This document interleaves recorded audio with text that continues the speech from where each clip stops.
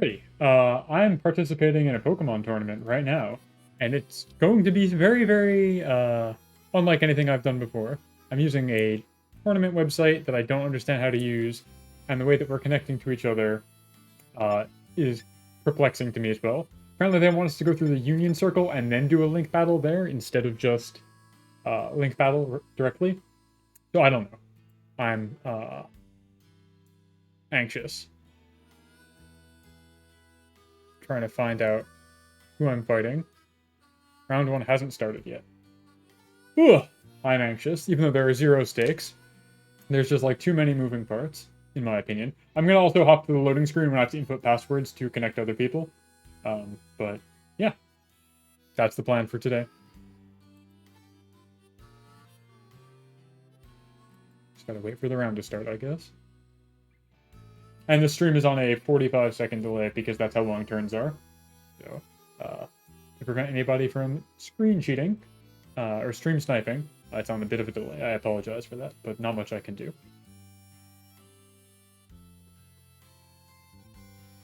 I'm assuming I'm going to wash out pretty fast, but I think it's still round robin. So even if I like only get losses, I think I'm playing like 7 rounds. Oh no, it's 2v2. It's all 2v2.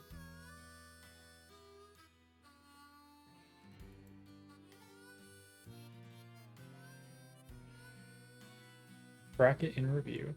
When do I get my bracket?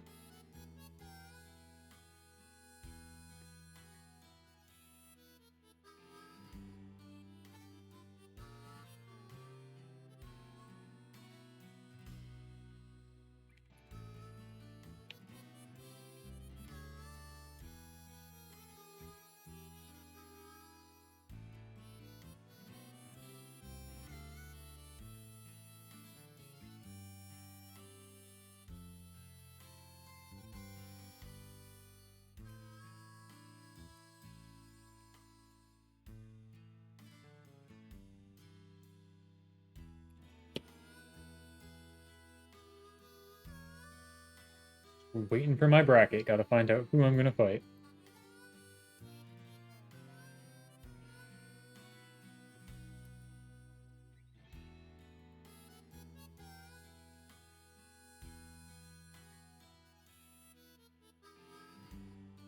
Oh, it's gonna be 7 rounds. It's gonna be a long day, actually.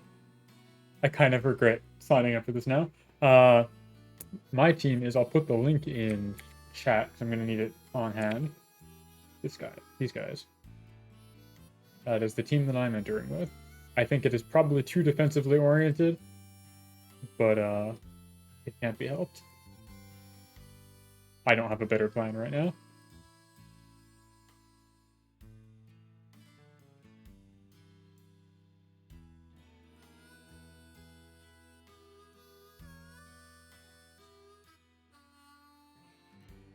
I don't know how long it's going to take for the bracket to roll that. I assumed it was going to be right at 3, but it seems like not.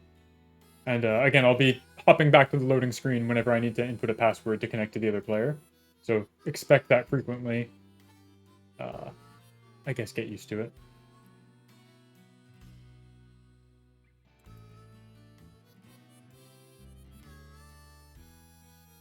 It seems like the tournament organizers here are doing a lot of things manually, like culling players that didn't ready up. And in the Discord that they have for this, they're handing out rules for getting tournament alerts manually, even though they have like a React thing. So I guess it might be a while. I don't know. I've never done an online tournament before for Pokemon, let alone one for Gen 9 here. So I really don't know what to expect. Yeah, I like the team quite a lot. I think it's too defensive, though. It has a lot of ways to control speed and mitigate damage, but it doesn't have a lot of ways to do damage by itself. So I think that's a big shortcoming of it. And I think it can get kind of pod raced by a couple of key types. 2 random shiny. I found a shiny Go-Goat yesterday while just walking around, which is pretty cool. Which, what were the 2 randoms? It's nice, right? You just find these things. They're all over the place. I wish there was an audio cue, but fortunately, Go-Goat is like very bright yellow, so it stood out quite a lot.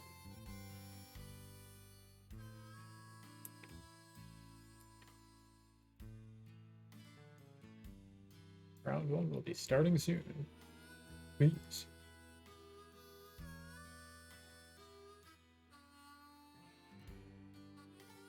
Ooh, Neckley. That's cool. I kind of want to try and breed for a shiny Garganical, because I like that Pokemon a lot. It's definitely like the anchor of my team. I used to have a Houndstone in its place, and I don't think that fared very well. But I've gotten my ass out of some really impossible binds with the power of Garganical. So, that's exciting. Might just the bracket start.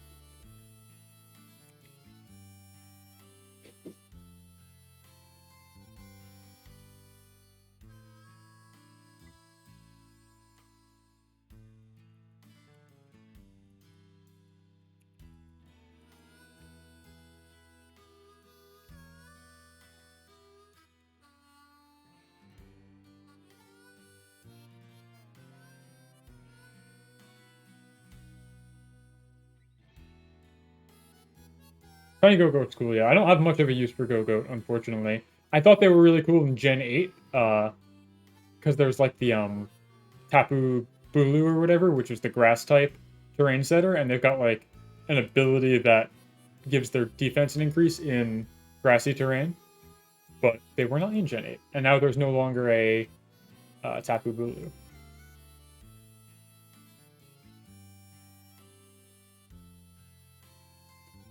Yeah, I mean, I think the game is just not finished, is what it boils down to. So a lot of things that would be nice to haves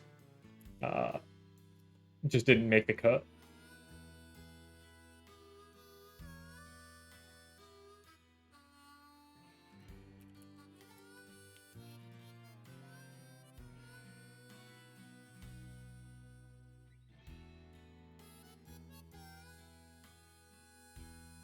Where's my bracket? Oh, my next match is ready. Okay. Go to match.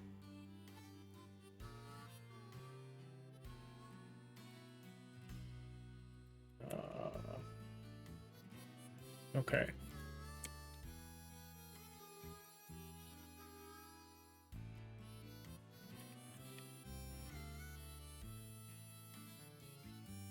Oh, cool. I have to hop to the loading screen. Gotta input the password. I'll be right back.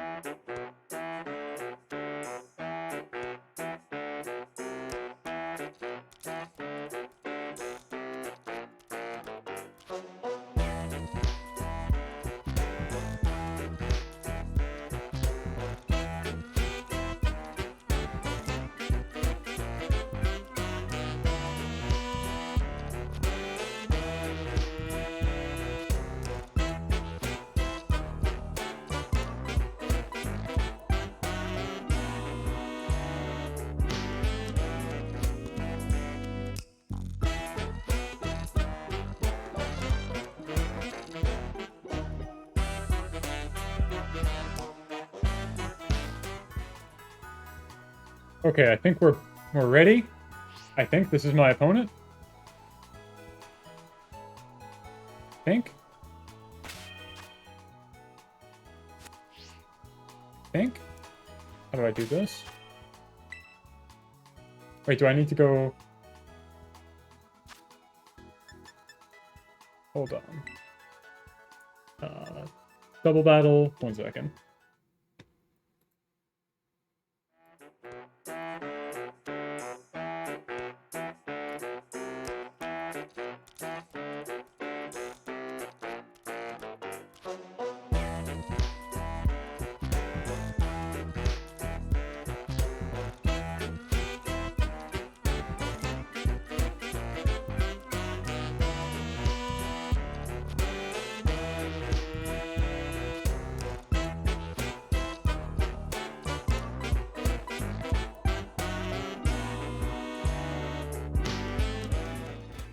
Alright, we're in there.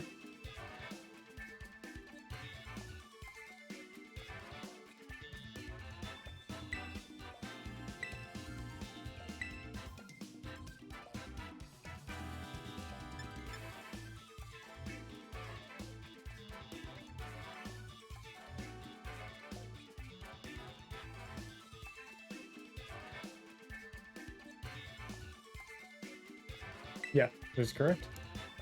No, I'm on a timetable here. Okay, so I think they're gonna probably lead with either Amoonguss, and Goldingo, or Mousehold and Goldingo. In which case I want to bring in this guy. This guy. This guy. This guy. I think.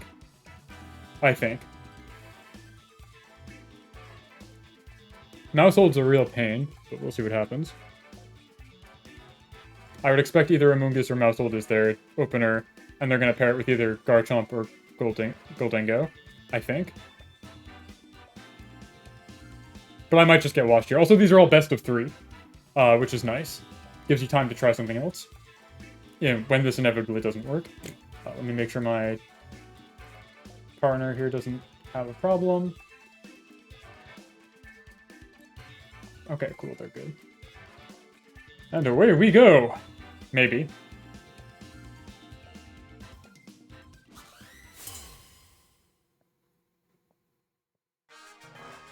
Let's see how off I was. I was completely wrong. Well, this is going to be a problem.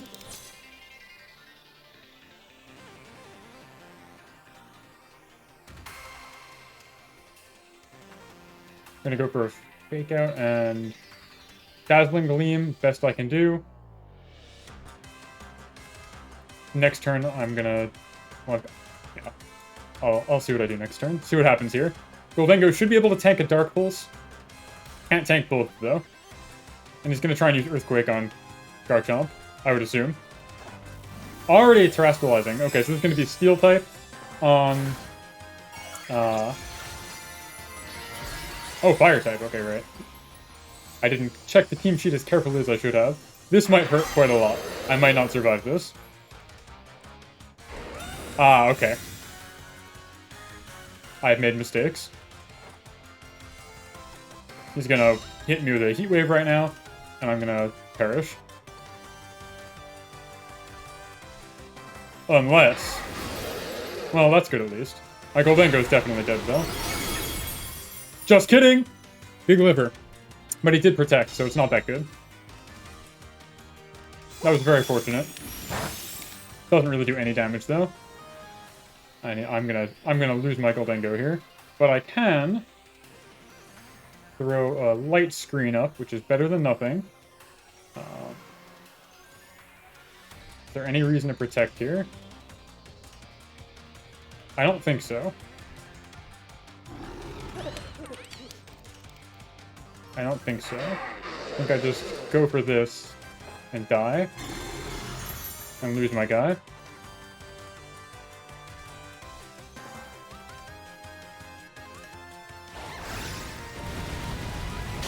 Oh, that hurt a lot more than I was expecting. It's already looking very bad for me. And he's gonna hit me with another Heat Wave now. Oh. He wants to try and crit? Interesting. Okay. And we can do this. I have an incredible amount of special defense in Sandstorm as Tyranitar. So now I just need to pop down a Reflect, Terastalize, and Rock Slide. He's going to try an Earthquake again, I assume. And I will dodge it. Or he's going to read me and he's going to use, like, Rock Slide on Garchomp.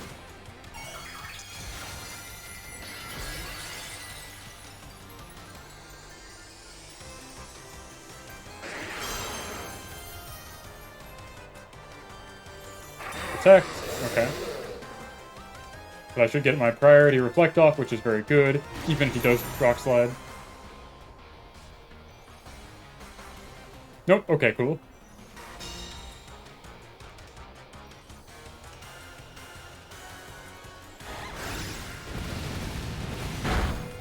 Hang in there.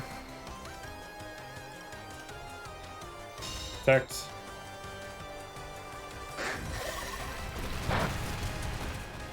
Okay. It's fine.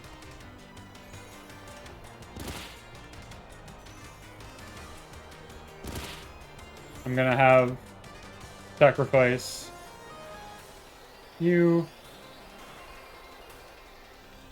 Wait. You can just protect again. Wait. What do I want to do?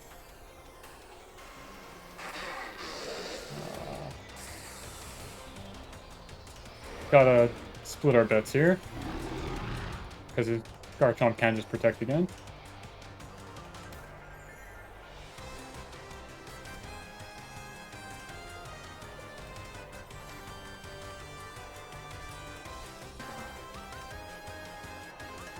Not looking good for me, though. Definitely not.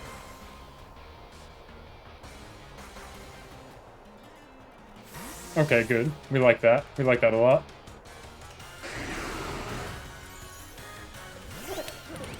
Alright, Goldengo, so he's not gonna... Oh, that's fine. That's quite good, actually. Nice hit. And you're out of here, finally. Rough skin hurts, but that's okay.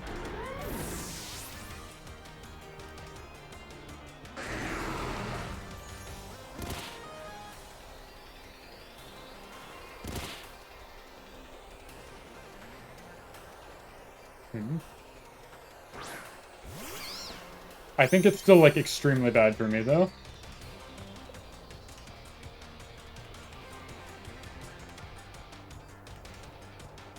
Because I think he's just going to be able to hit me with good as gold.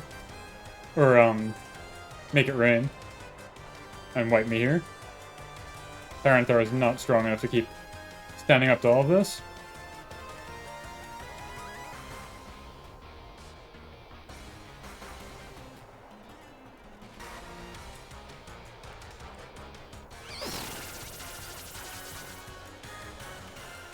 Hey, Char. I'm already getting my clock cleaned here. Oh, maybe not. Never mind.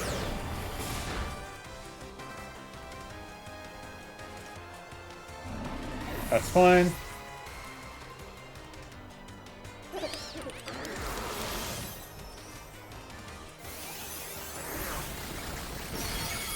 Thank you.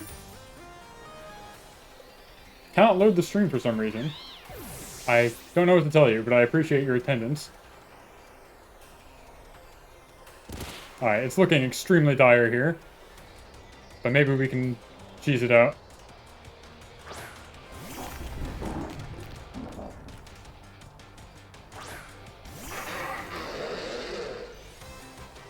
They're both going to try and hit me with special. There's no point in using... I think I just gotta hope and pray here. Gotta bank on Sandstorm giving me enough special defense.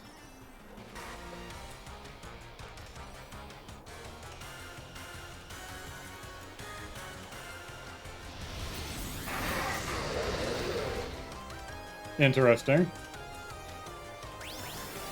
Does this kill? No, it does not! Special defense from Sandstorm is so goated! We love that. We love that for me. We love that for me.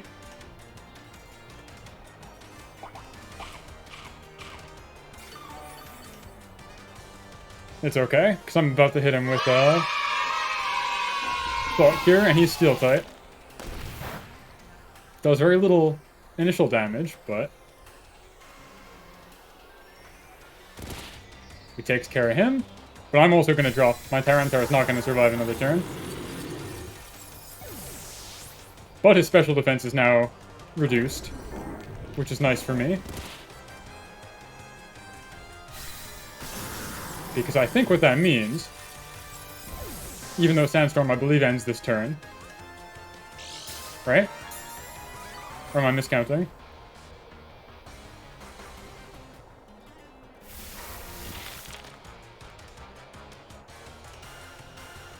No, it does not. So all I have to do is recover. Ah, he's gonna try and one-shot me, I guess. But I don't think he's gonna have the time.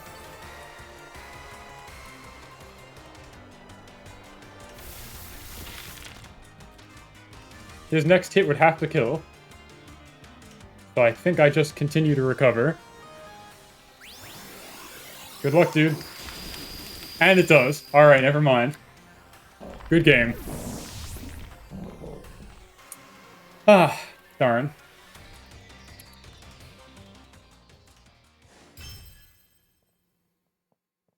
That's rough. This is best of 3, but I don't know. I don't know what I can do differently.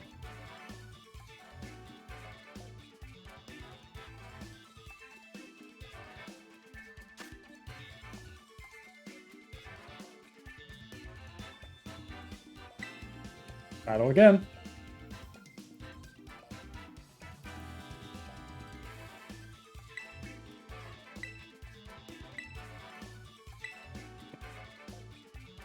That's really unfortunate. I thought I had him for sure.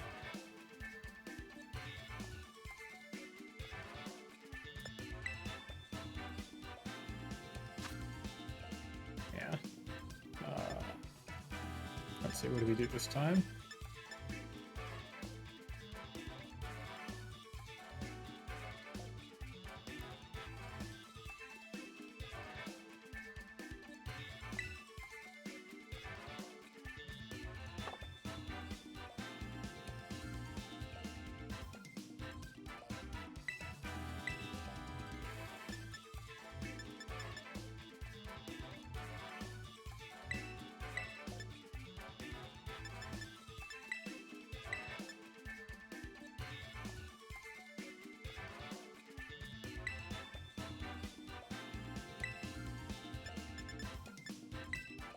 We're gonna try this.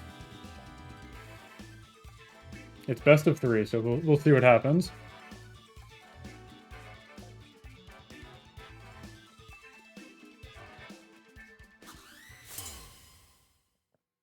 I think my team is just too defensively oriented in general, though, and will always struggle.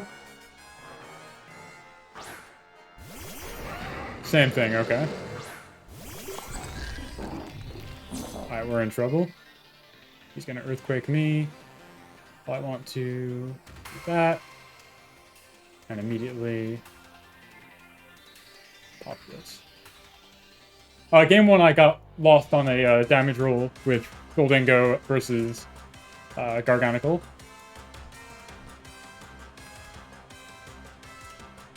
Yeah, I named all my Pokemon after songs. So, like, we've got my Murkrow is Mr. Jones, because Counting Crows didn't fit, but I wanted a song by them. I've got Toto, the giraffe. I Am a Rock, which is Garganical.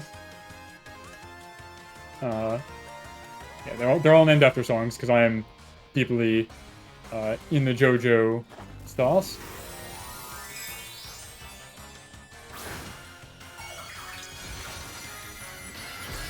Alright.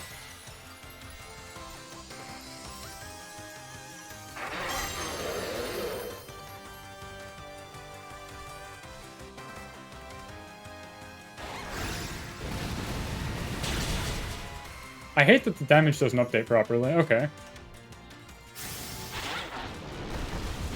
Oh. Well, I've probably lost this one now as well. Almost certainly, actually. But we'll see what happens.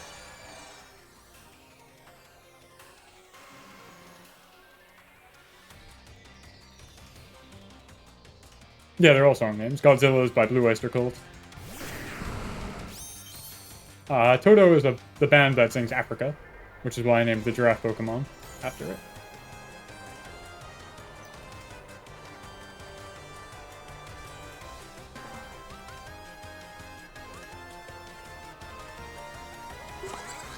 Challenging stuff.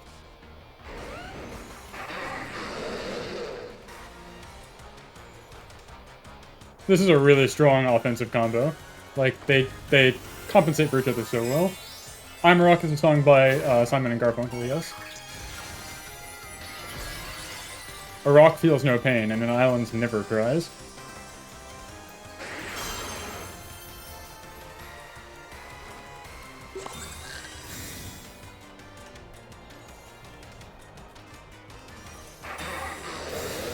Yeah, it's fine. I'm gonna get...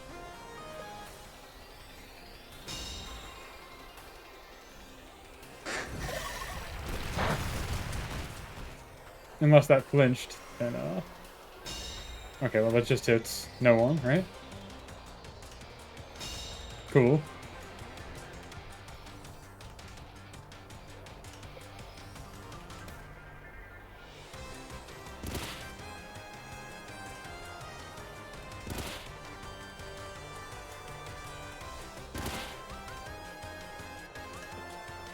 For that.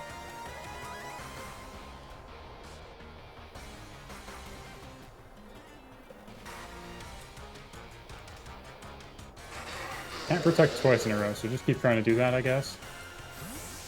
The same thing as game 1, I'm just playing badly. I'm not playing optimally.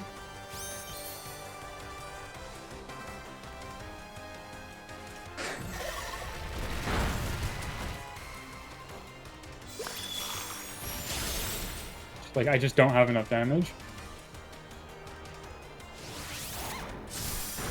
Yeah.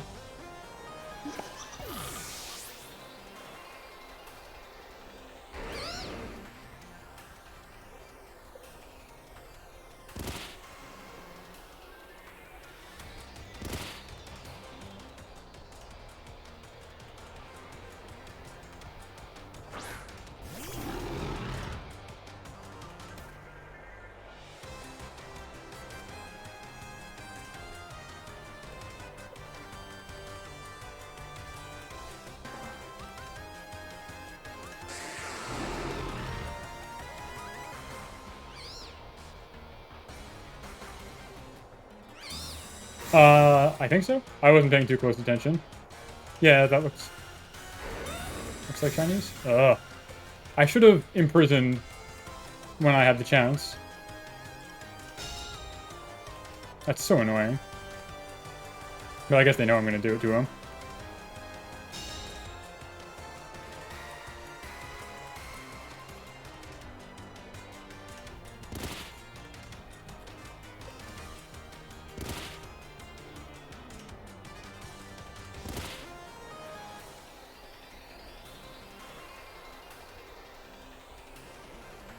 Not much I can do about that.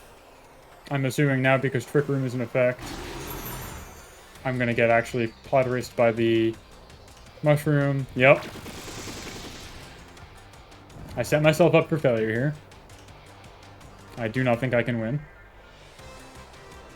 I think it's just the names of the Pokemon.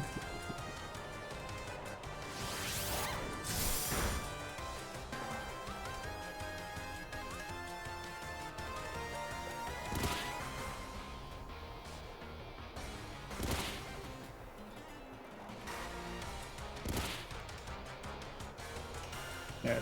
Okay, well, Trick Room's over now, which is, I guess, good for me. I honestly don't even know. Okay.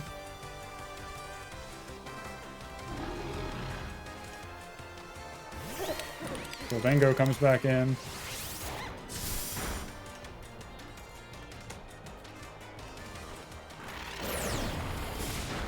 That's cool, I guess, but I'm gonna get blown up by Make It Rain. So I have lost the first one 2-0. I'm almost certain. Having my extremely defensive core get blown up on the first turn was probably not the play. Yeah, okay, this is over. I cannot win here.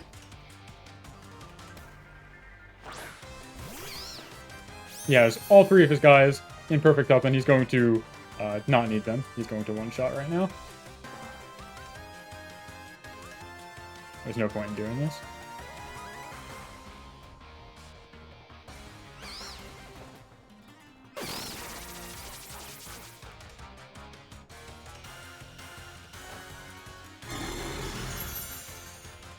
Light Screen will not save me. It is a performative gesture entirely. This will kill both of my Pokemon right now. Just kidding, I guess. Light Screen did in fact save me. Doesn't matter though, because my guy's asleep, and sleep never ends in this generation. Or in these games. It doesn't matter, I still lose, because the next hit will kill me. And I'm not faster.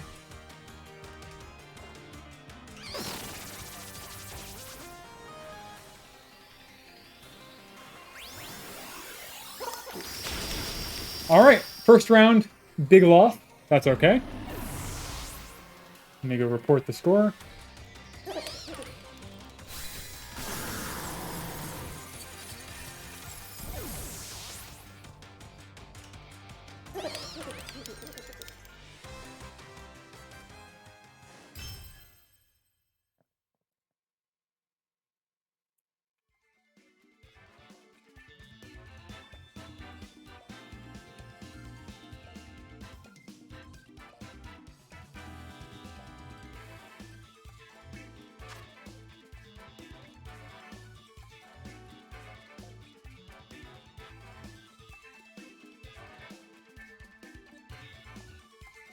Alright, cool.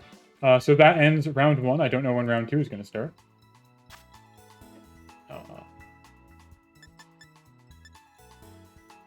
How do I get them out of my world? Be gone! How do I kick somebody out here? Do I, like, end the circle? Is that a thing I have the power to do? Yeah. This is the one on Battlefy, yeah? I'm talking to them on Battlefy. Alright, well, I got clocked, but that's okay.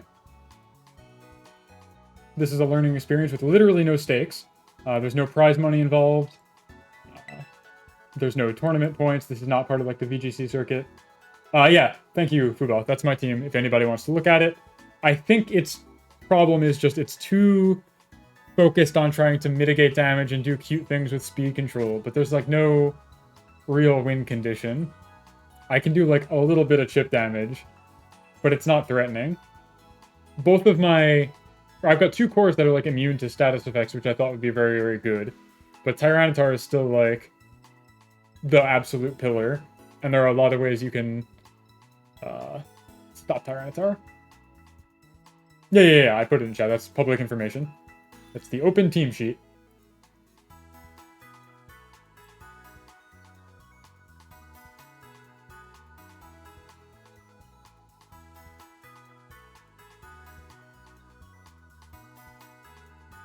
Alright, well, that ends this round.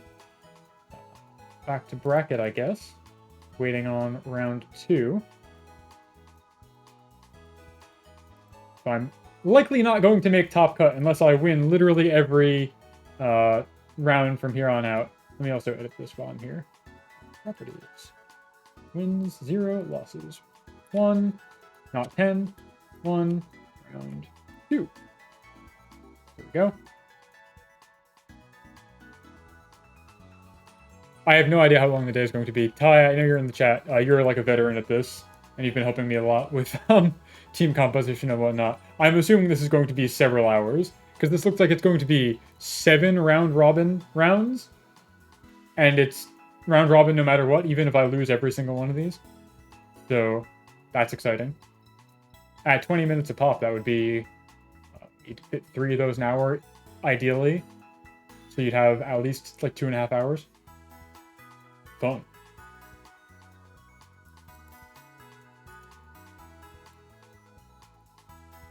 I want to see if I can get good at commentating my thought process and what I think my opponent is going to do in real time, or semi-real time. There's a 45-second delay, because that's how long turns are.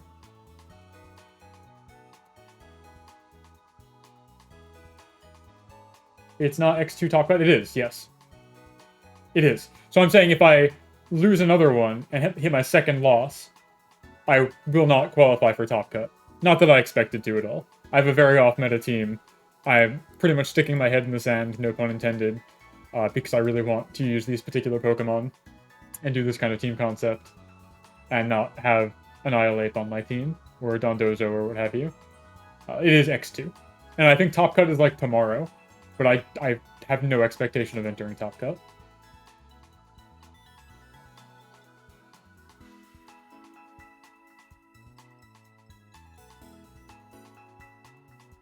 So what that means is, again, for folks at home, is X2 means it doesn't matter how many wins you have, as long as you have less than 2 losses, you're top cut. And that's like the next bracket that is a different seeding, and it's like a separate tournament, basically, and that's like how the winner is decided.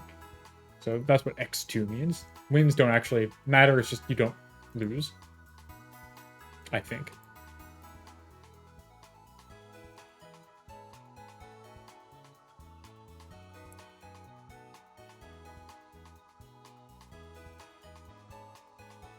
That wins my next bracket, though. I got nothing to do while I wait for everybody else to finish this.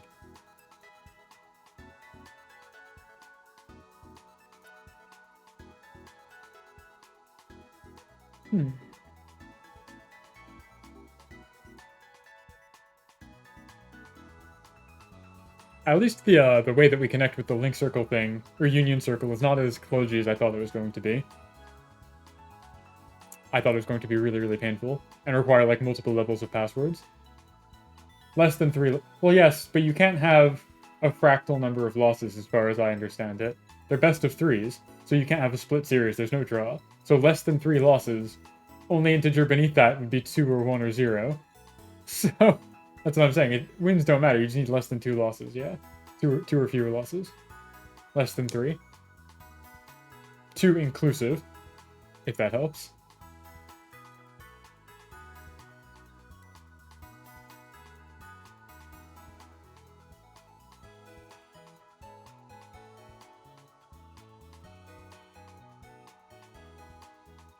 Looks like we're waiting on like a third of all of our remaining, or maybe actually this is like half of all remaining matches.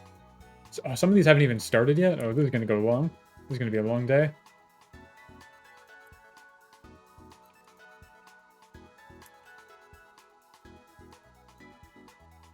You got money on this. An hour per round? Oh my god. No way, dude.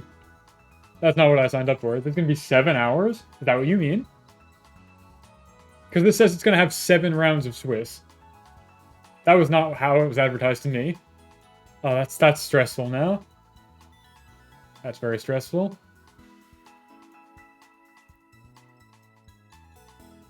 I did...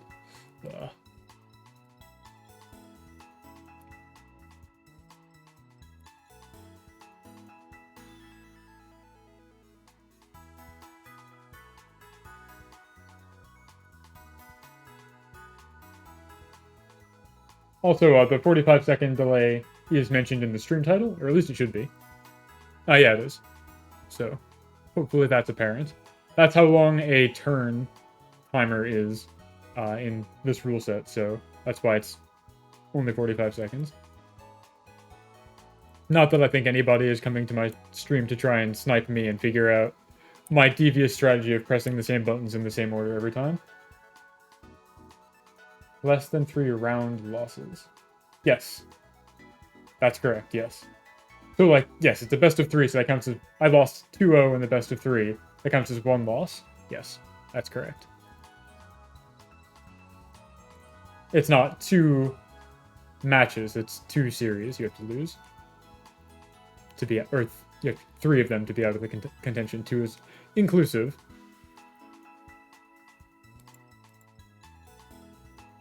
I have no idea what to do while I wait for this next round. I did not think it was going to be so long between matches.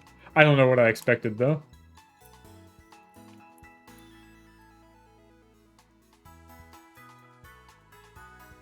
It seems like it's going to be a couple per hour for 7 hours. Is what, like, I'm just sitting here waiting right now, because I washed out right away for round 1. Like, I didn't make it go 3 games. Didn't drag it out.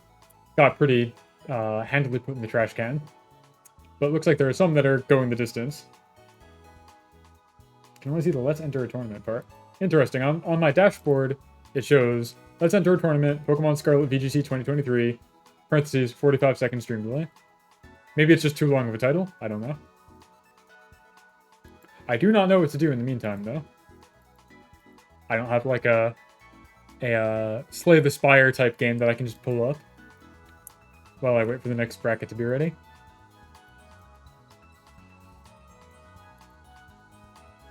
There are 20 ongoing matches currently. And of them, 5 don't have any results reported yet, which would tell me they're still on game 1 somehow. Let's queue up a match, right? Yeah. I'm sure I can balance playing ranked Dota and ranked Pokemon at the same time.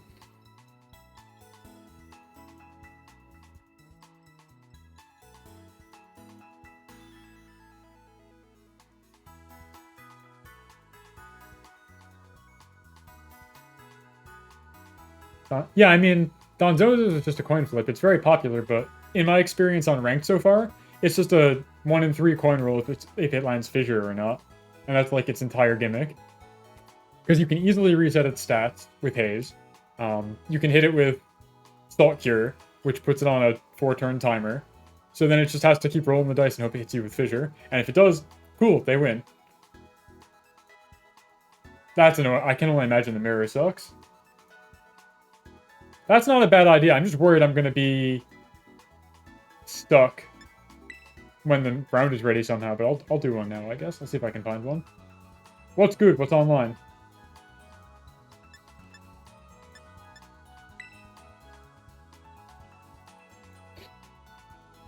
Ty is right, I should just do terror raids.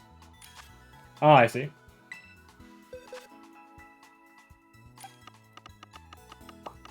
See my boxes and boxes of Pokemon that I've been breeding. Iron Hands. Let's go.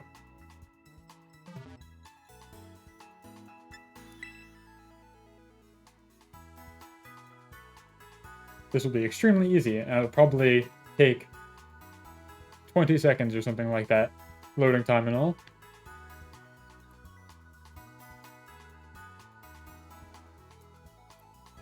Alright, 17 matches remaining. I'm watching the bracket clear up in real time.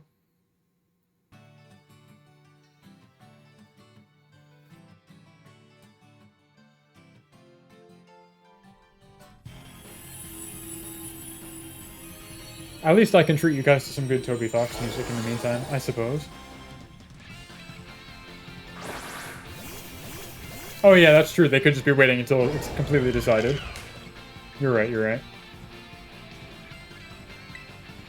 Alright, Belly Drum. The most brainless terror raid tactic imaginable.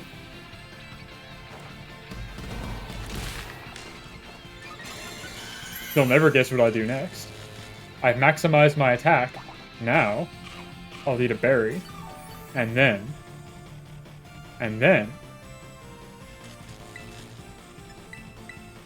Drain Punch. Who'd have thought? Imagine. Actually, that didn't one-shot. I thought it was going to.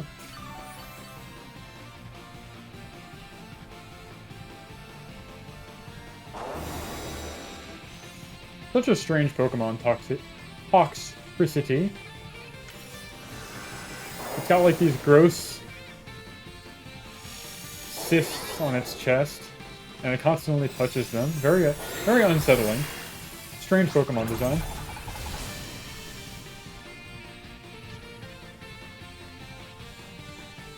Alright, I'm even stronger, because somebody activated Electric Terrain, but he resets my Belly Drum, so that's annoying.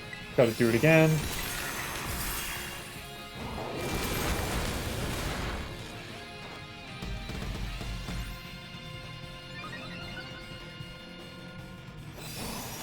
"12 matches remaining.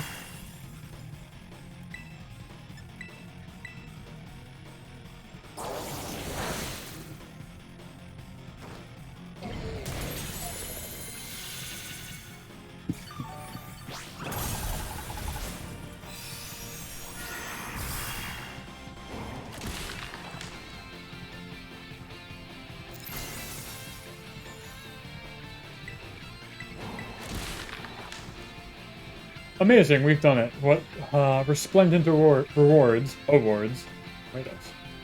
Who knows?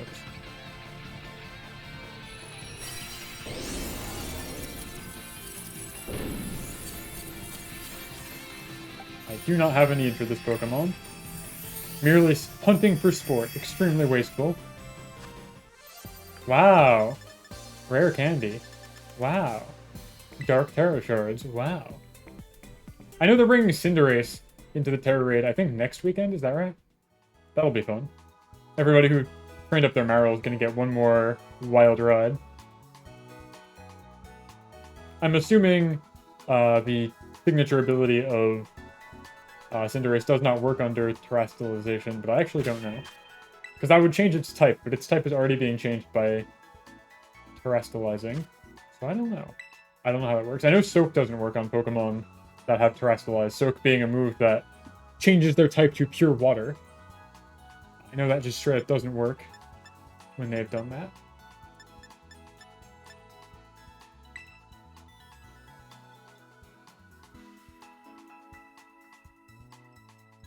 Let me in.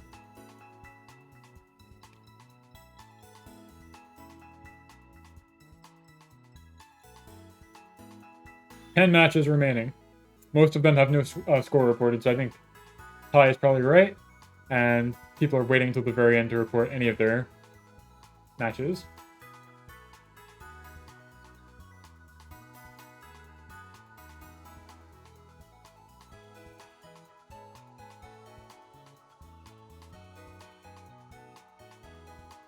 Good luck. I find that it's very, very difficult to actually connect people in this game, that the internet aspect of this game is very bad. I don't know how it's so bad, but it will take like a minute to try and connect to a raid and then just fail. And then there's no way to manually refresh, so I can't connect to any of these other ones either because they've all been... they're stale. They've been full. So now I just have to sit here and ponder my lonely existence. Yeah, sure.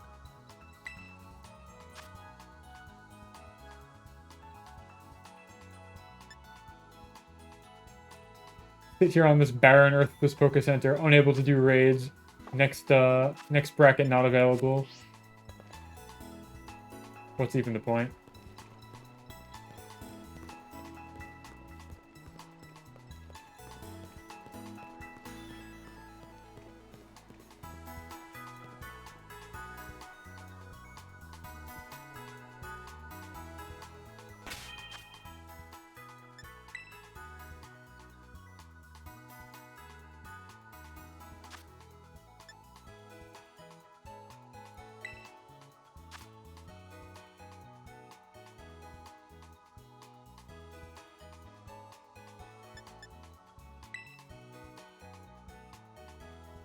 Let me punch a giraffe. Come on.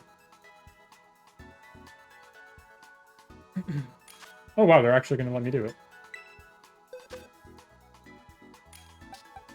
Can I get an ability patch for this? That would be very cool. Very pog.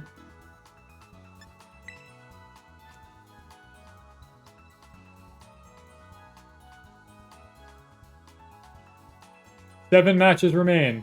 Almost all of them have no score reported. Let's see what happens.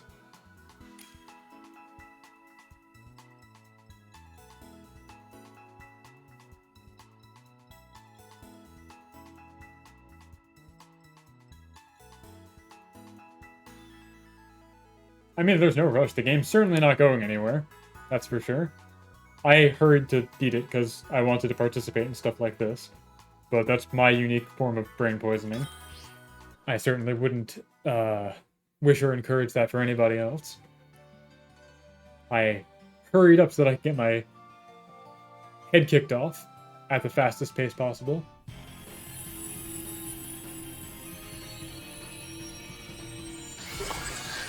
Giraffe.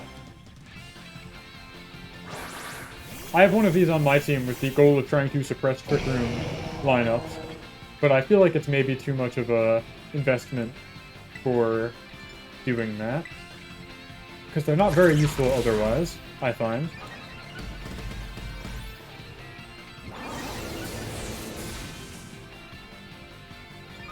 The support options they offer otherwise are kind of weak, I feel.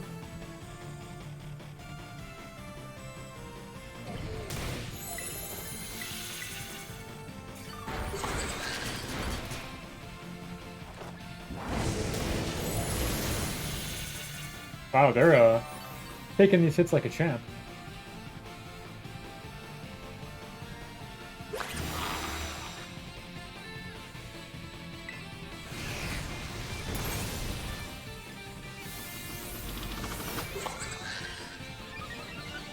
I like the pop noise that Giraffe makes. Or Giraffe, rather. Rico.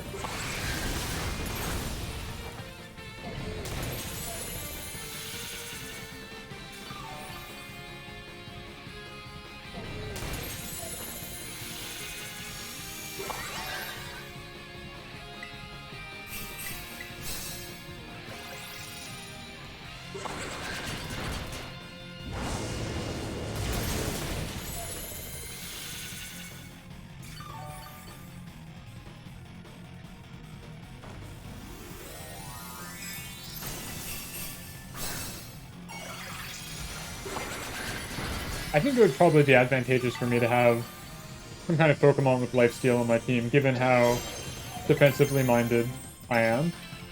I feel like that might be a place where I'm lacking.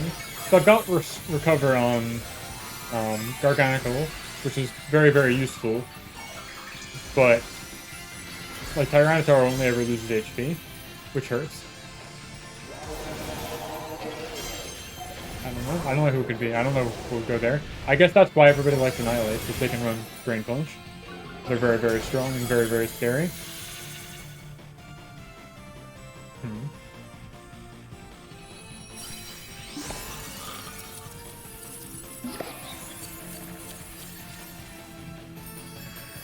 Yeah, that's true.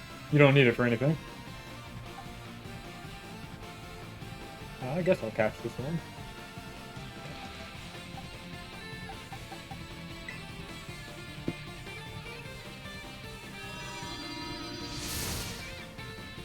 Because everything is either invite via a password system or your local.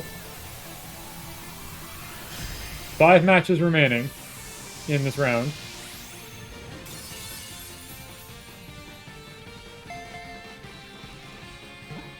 Wow. I caught Farigarath. Amazing. Do I get any cool rewards? No, not at all.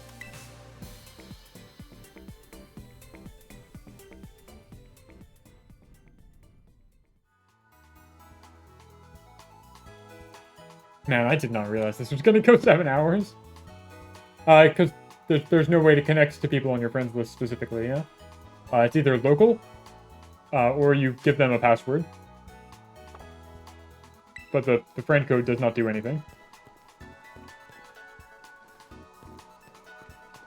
It's all ad hoc.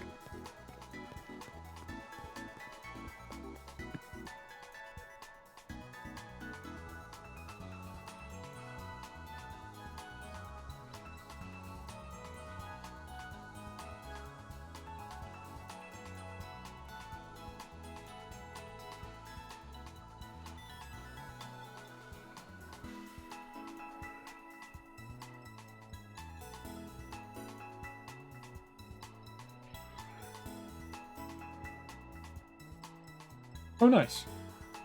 Nice. I hear the shiny Charcadet, the only difference is the eye color, which is very, very difficult to see. So I think that's kind of funny.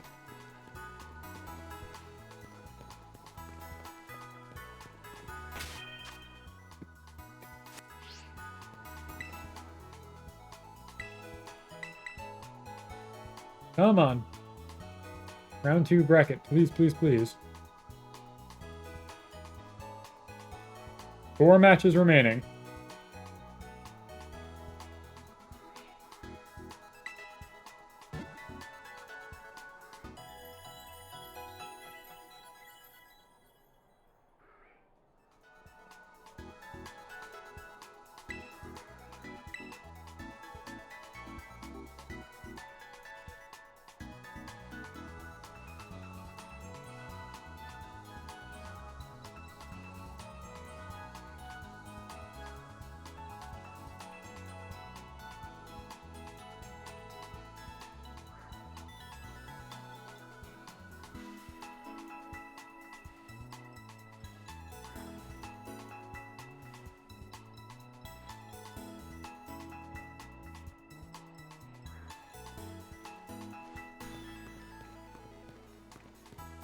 I don't think I have time to do another raid given how long it takes to connect and all the other buffers time involved there. If there's only 4 matches remaining, it looks like most of them are currently 1-1.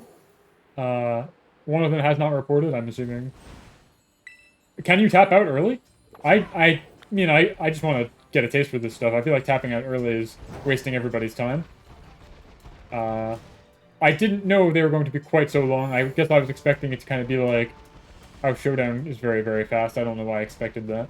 I did not really budget 7 hours for this. I don't have anything else to really do today. I am home and off from work today. So I guess I could, but if it's just mostly sitting around and I don't have anything planned, that's not super fun. I don't know. But I feel like tapping out early is just wasting everybody's time. Like, why even occupy space in the bracket? I also don't know how to tap out, even if I wanted to.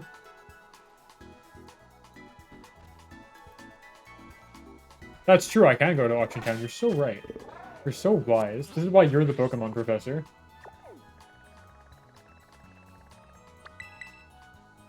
Alright, who wants to buy 93 berries for 40,000 Pokebucks? Tournament's not going great. I lost my first round 2-0.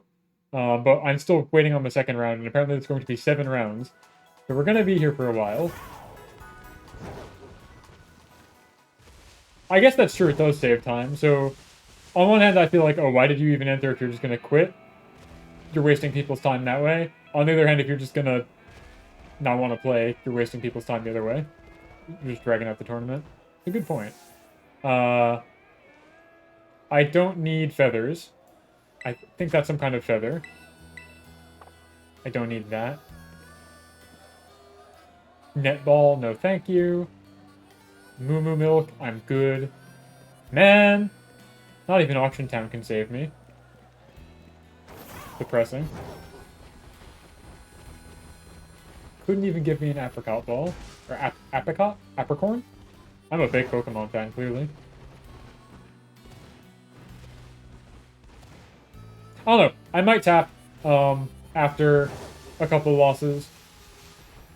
As long as that's not deemed, like, unsportsmanlike or rude. I don't really know what the culture is around this. I just want to get some field data of, like, can I hack it in a best of 3? Because I'm kind of getting clowned on in ranked, which is best of 1, no open team sheet kind of thing.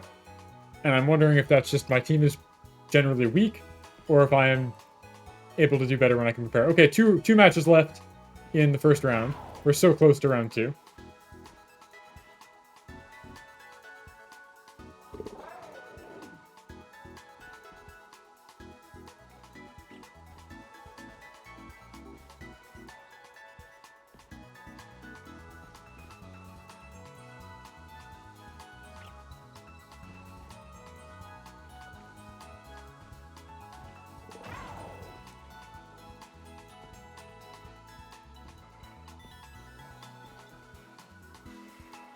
It's very normal. Well, I'm glad to know that. Oops.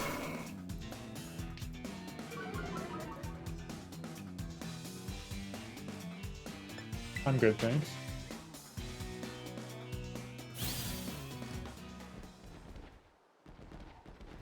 Huddling by the Union Circle for warmth. Desperately praying for round 2.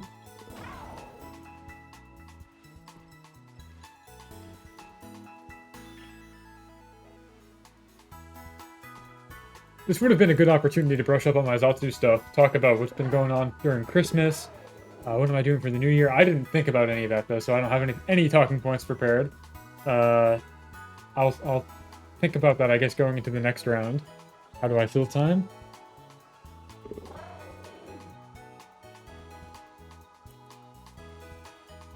So right now I got nothing.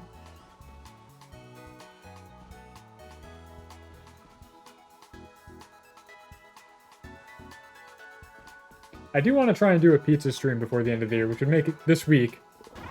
I had some really good pizza that we made at home over the holiday. Putting, like, sliced tomato on it rather than just tomato sauce. It was like that scene in Ratatouille where the food critic experiences a flashback to his childhood. Burst of flavor that I was not prepared for. Very, very good. So I want to try and do that. Maybe make some cookies on stream. Something like that could be fun. Other than that, though, pretty uneventful. We were home for like 2 or 3 days.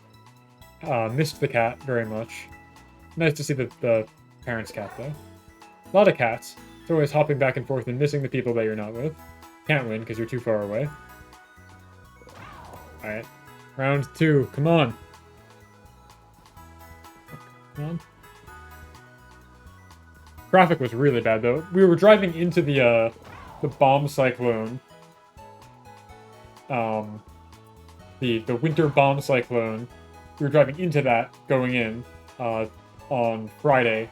And traffic was actually fine. I guess nobody else was crazy enough to drive in it, though the weather wasn't actually that bad. It was actually warmer than it was the next day. Coming back from Christmas on Monday, though, was miserable.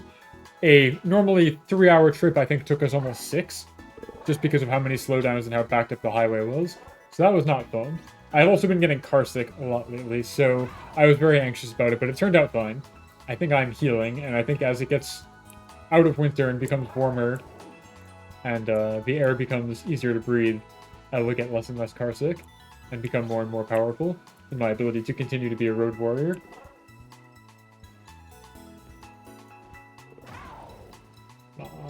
Bracket.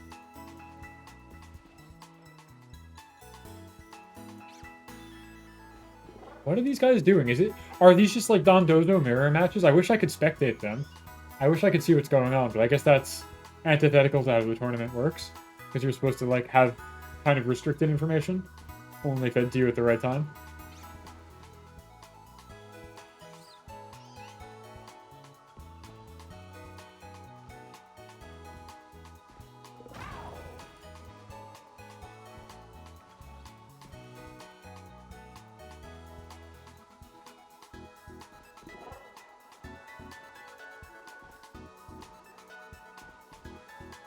One match left. All right. 1-0 currently. Vera versus Labasito. US versus Brazil.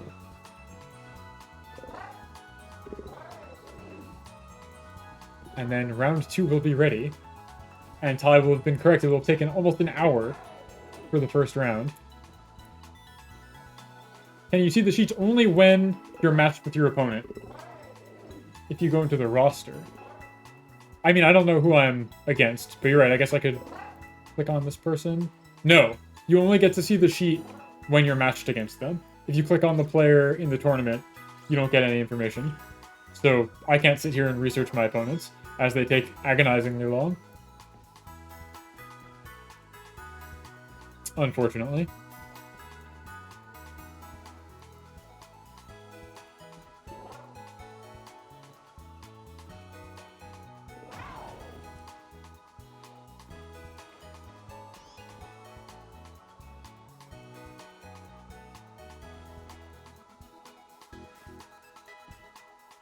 Oh, Brazil, yeah. Well, they're down 1-0 right now. So I am rooting for the US player just because I want the round to move on. And a 2-0 would be faster than a 2-1. But go Brazil. There's a lot of international representation in this tournament. I'm seeing Honduras, Germany, Brazil, France. I think that's Sweden. Italy is here. England, Ireland, Canada. A lot of people here. Portugal.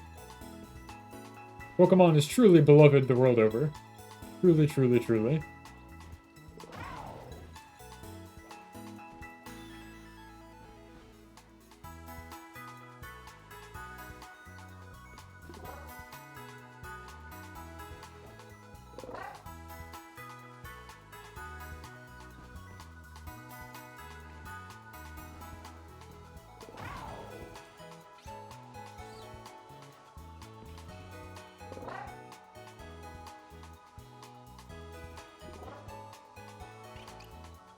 The Battlefly, the site that I'm using for this tournament, has a little pop that's like, enjoying the tournament? Yes, no? It's as though you're like giving feedback on the ads you just watched on YouTube or whatever. Was this tournament relevant to you? Yes. Yes, actually. I wonder what they do with that information. Doesn't really seem like there's any actionable anything you can do with it.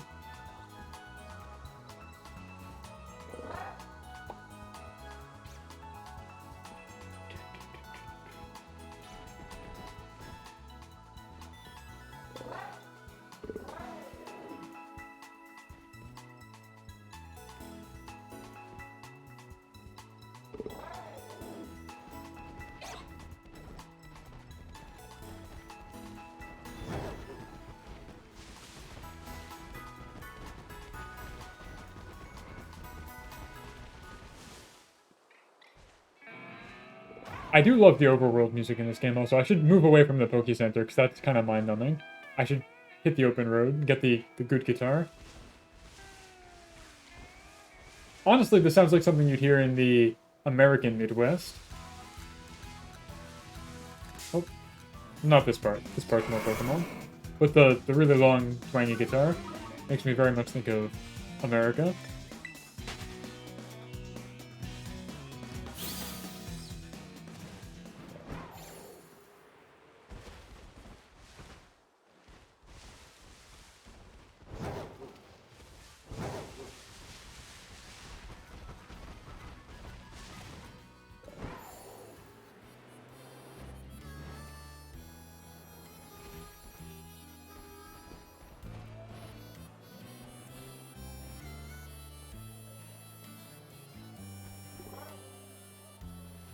What are they doing? How is this taking so long? I'm dying to know what these two individuals brought for their match. How could 3 games of Pokemon take over an hour? in a 4v4 format like this. I just don't understand. It's like, I guess like Ty said, you just got two stall teams that are just trying to grind each other out. I guess it is Spanish guitar. I guess you're right. That's why I associate it with the American Midwest is probably because of, like, Mexico and Latin America. Which is incorrect. Shows how small my worldview is.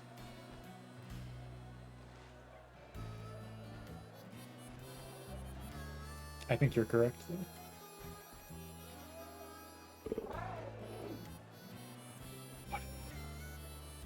Do they know that they can just hold up the entire tournament by not reporting their results?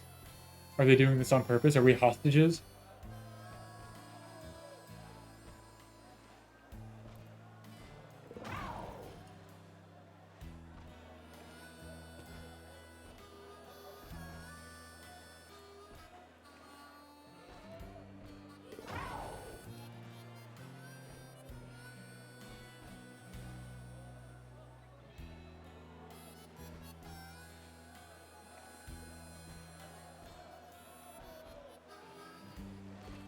And then I wonder if the next round is automatic as soon as they report their results, if the organizer has to notice and kick off the next round, or if that's all automated. I have no idea how Battlefy works. I've never used this site before. Very strange website. They've got, like, loot boxes for your profile for some reason. I don't know why anyone would ever want such a thing. I simply wish to display my name and perhaps an avatar of my own choosing. I don't get to choose my avatar, though. I have to pick something from these aforementioned loot boxes if I want anything other than the standard. So very strange. Kind of reminds me of Challenge. And I think people have been mentioning a site called Limitless, which might be for card games. I don't know why they're using Battlefly here. I've never heard of it before. Never used it before.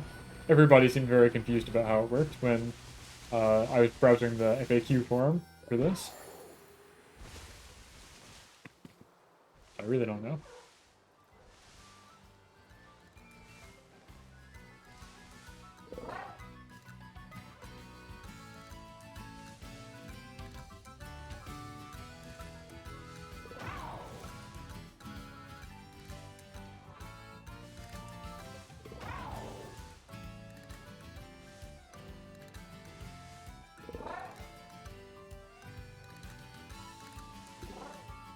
People are complaining.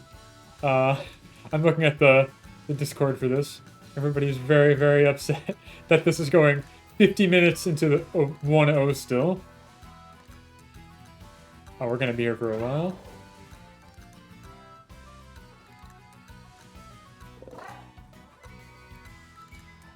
I'm so curious what they brought that could possibly cause this to happen.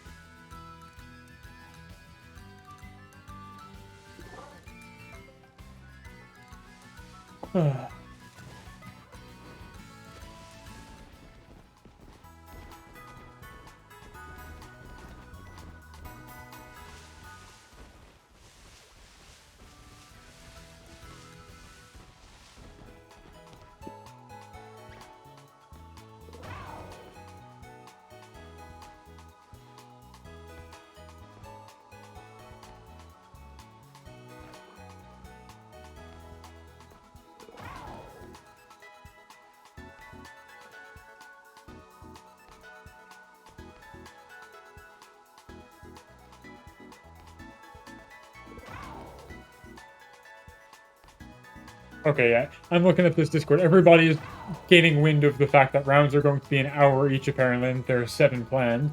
No one seems to have known this going into the tournament signups here. That's very funny. This is going to finish at 3 a.m. GMT. Good lord.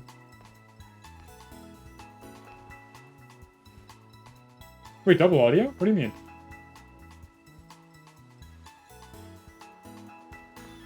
Vaughn, what do you mean double audio?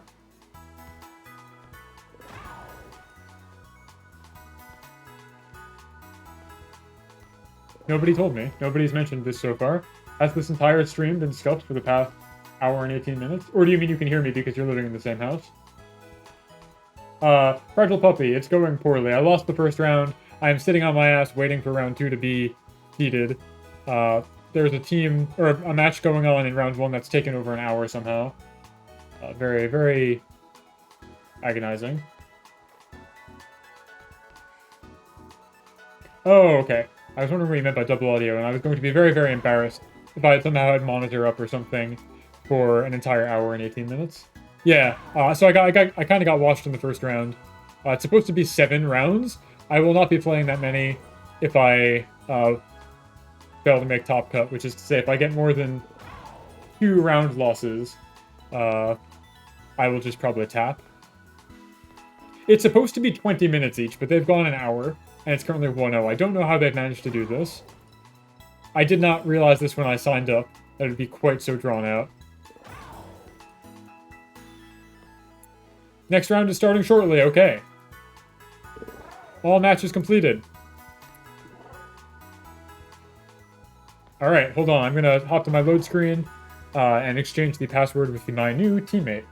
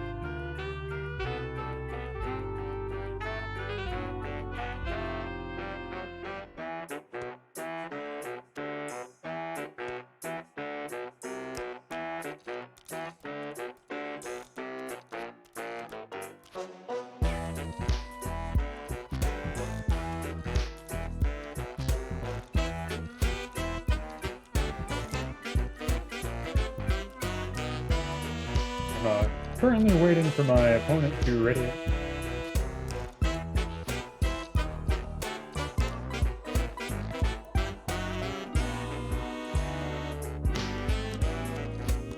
I'm not sure what they're waiting for here.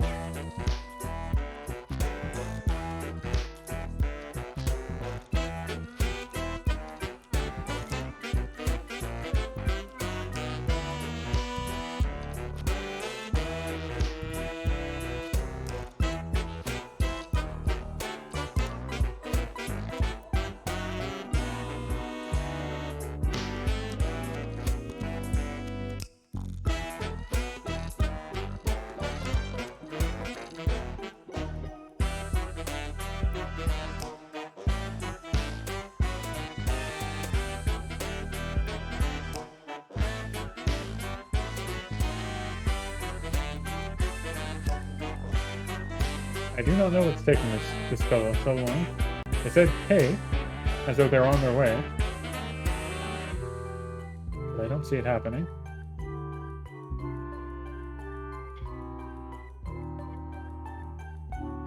The first one was so snappy.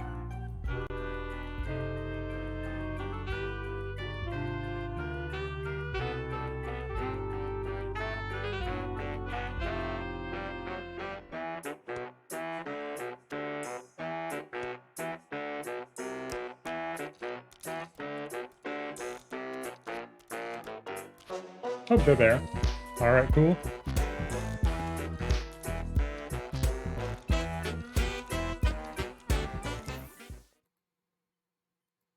Alright. They've arrived.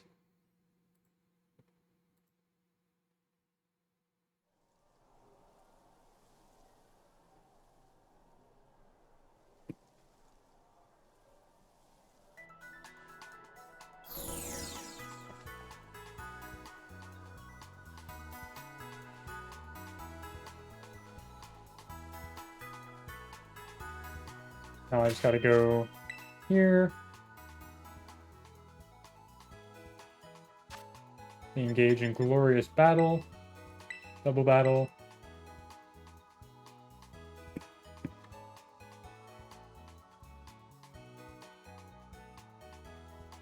No password required because we're in a link room or whatever union circle.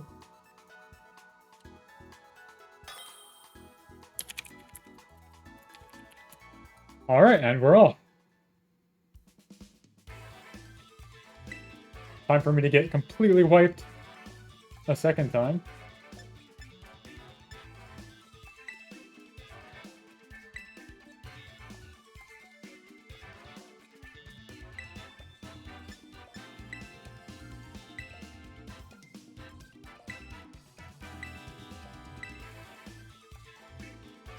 Already.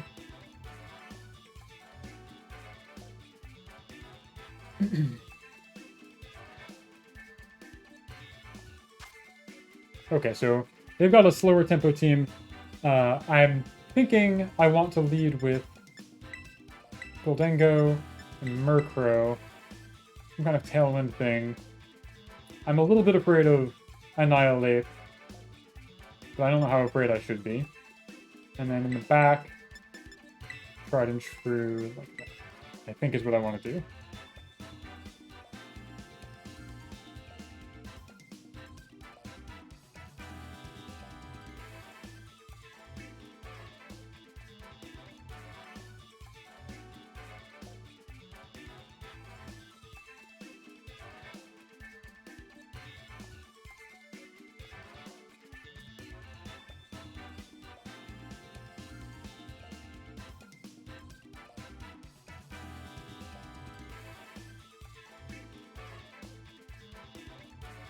Alright, here goes nothing.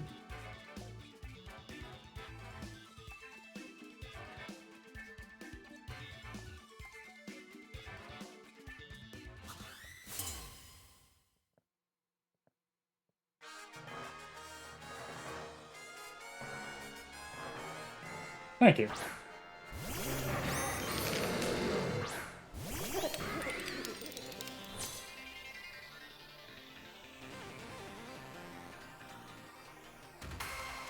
One of these two is going to Terrascalize. I'm not going to be happy about it.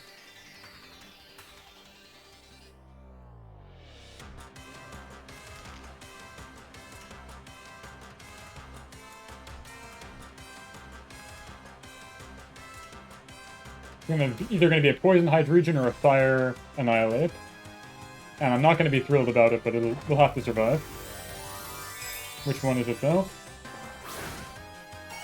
Oh, that's actually better. I think. I think I'd prefer this. But we'll see.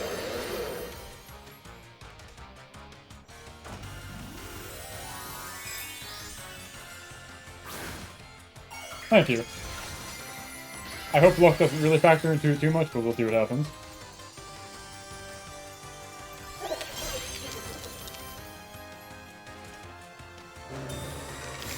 Alright, that's cool with me.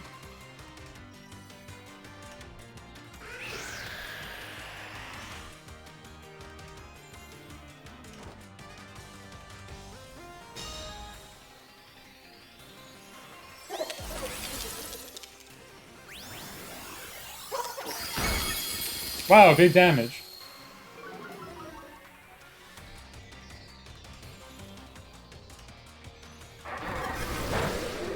That's cool.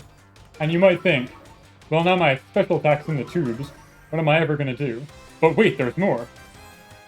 We do it again. Quick, haze it off.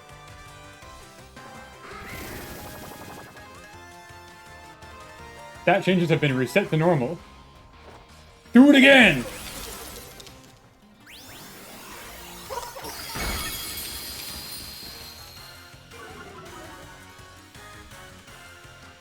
Are you gonna punch me, or what's your plan, little man?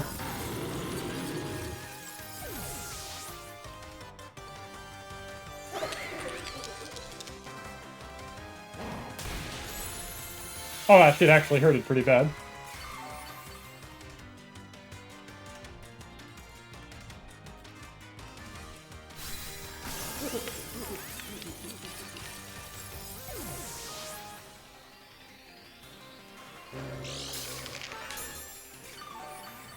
I was really banking on being able to kill this guy in 1 turn, or 2 turns. I'm actually in very much danger now. Let's see what I can do here.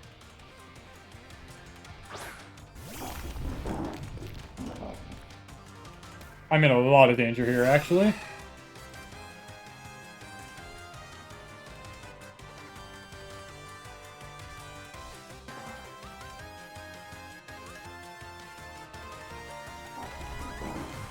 I need you to go last.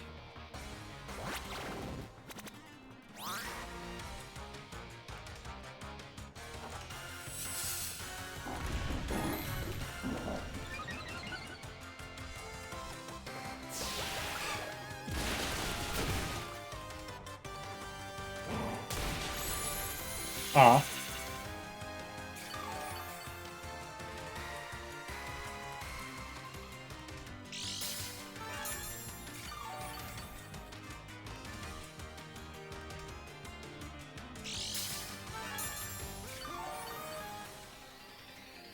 Hmm.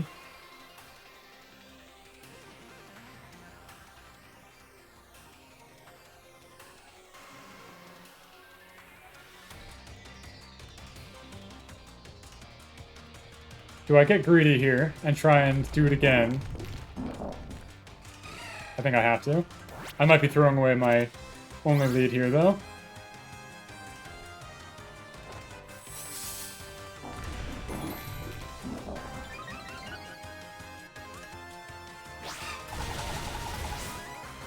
Ah, yeah, okay.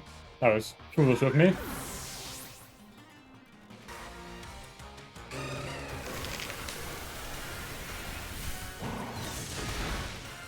Or was it?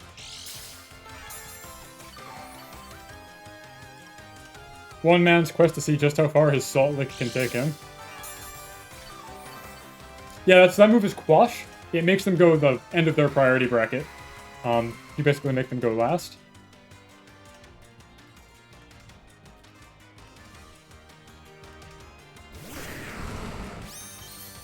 And now I die to Annihilate in 1 hit, but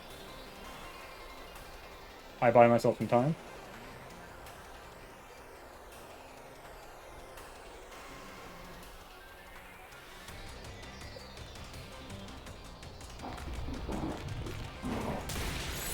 Yeah, she just instantly kills me. Annihilate is too scary.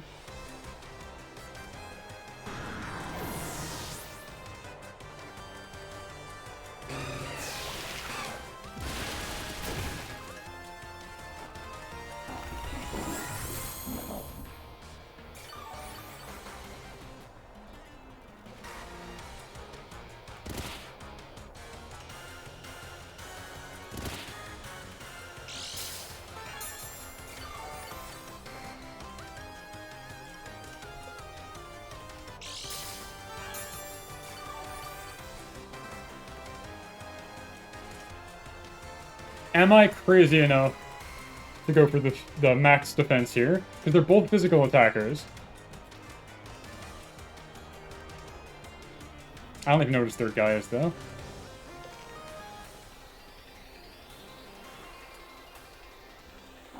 I think this is my only shot.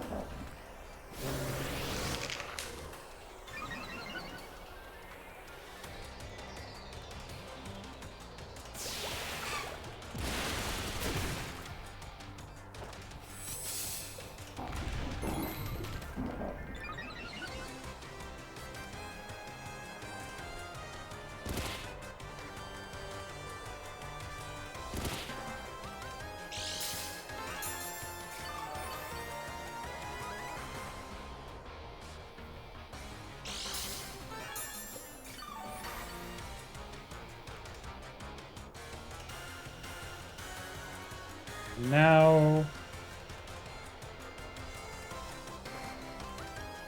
do I recover? That just gives him more time to get stronger.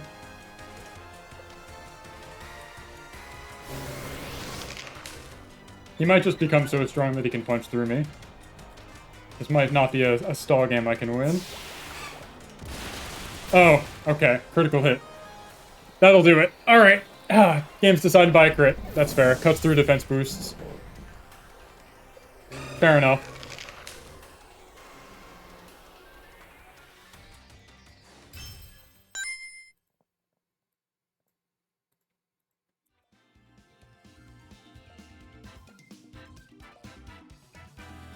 That's annoying. That's what I get, though.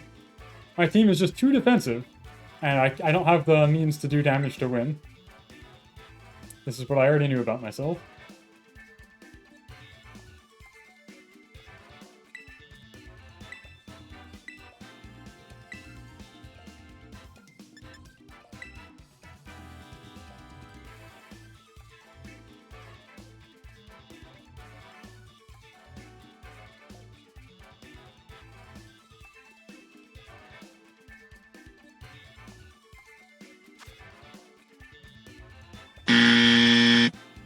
Yeah, let's see.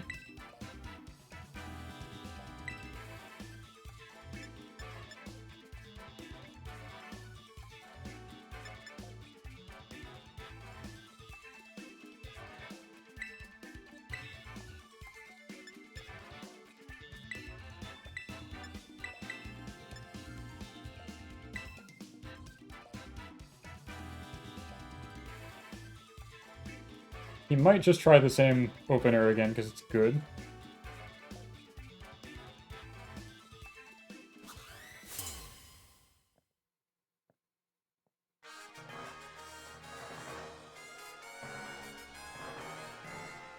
Yep, makes sense. Why change what's not broke?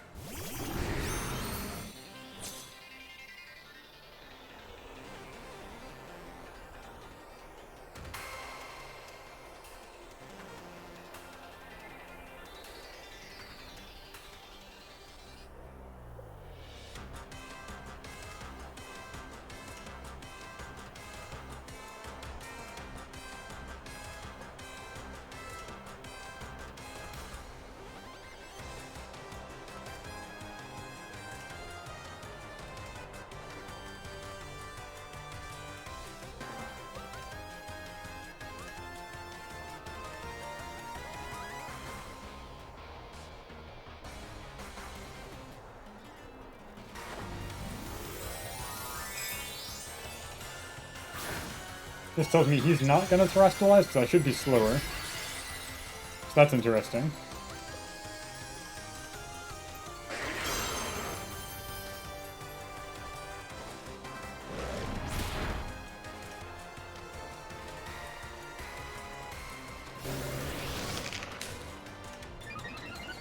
Interesting.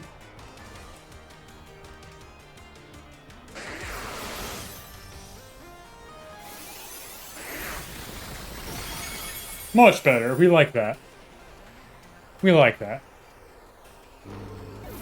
I don't know if I needed the crit there. I'm happy I got one. Kind of feels unsporting to one-shot somebody on a crit, but it happens.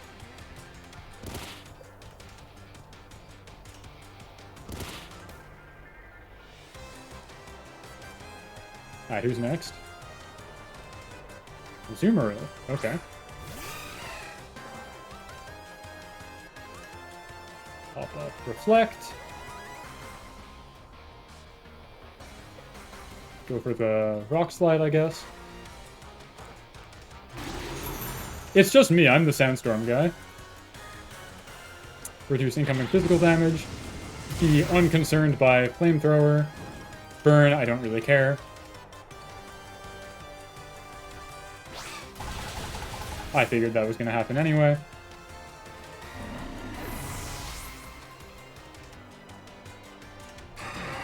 Do a little Rock Sliding for fun.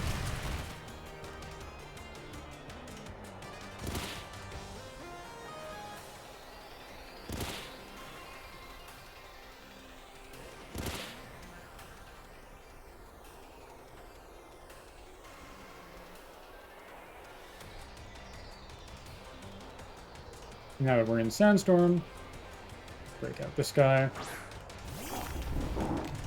With my increased special defense, just begin to pile on the physical defense. Continue to try and Rock Slide for chip damage. And we begin our War of Attrition anew.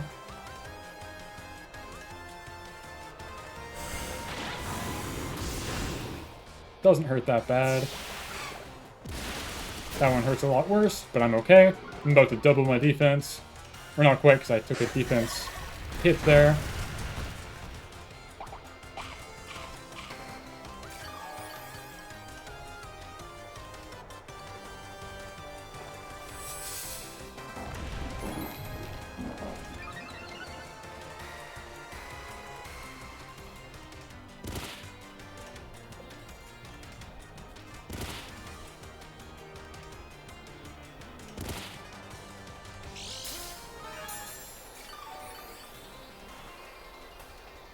Thank you, leftovers. Try and recover. Just keep going for Rock Slides, I think, is my plan here.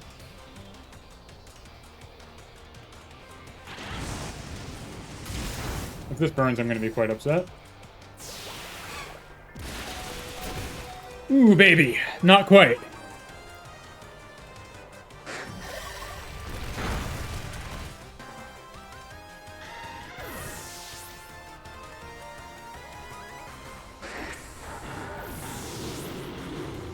Who's our last man standing?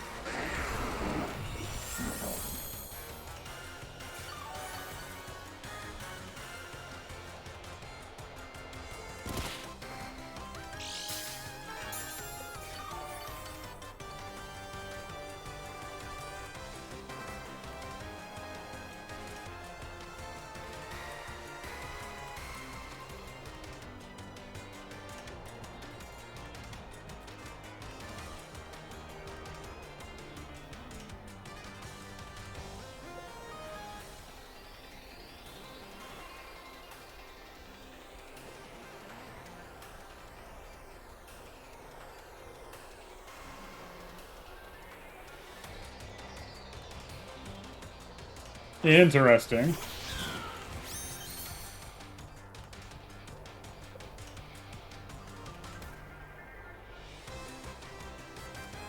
Well, I don't see any way Meowscarada gets their way out of this one. They can definitely kill a Garganical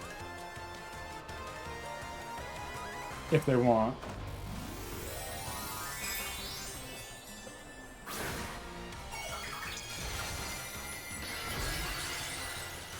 Like, that's cool and all.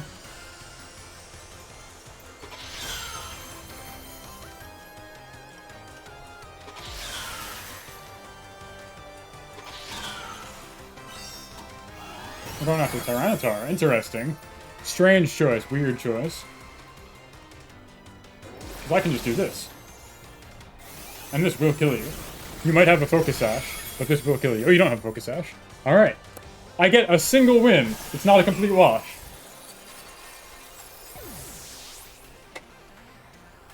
Which means this is going the distance to the game 3. That is how my team is supposed to work. I'm supposed to just become so impossible to take down in my Sandstorm element that I can acquire enough chip damage to clean one out. Alright, cool, cool, cool.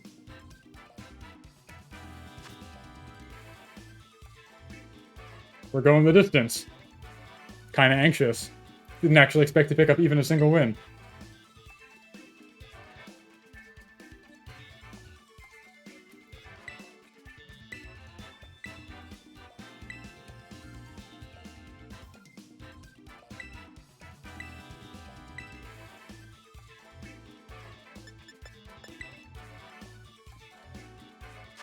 All right.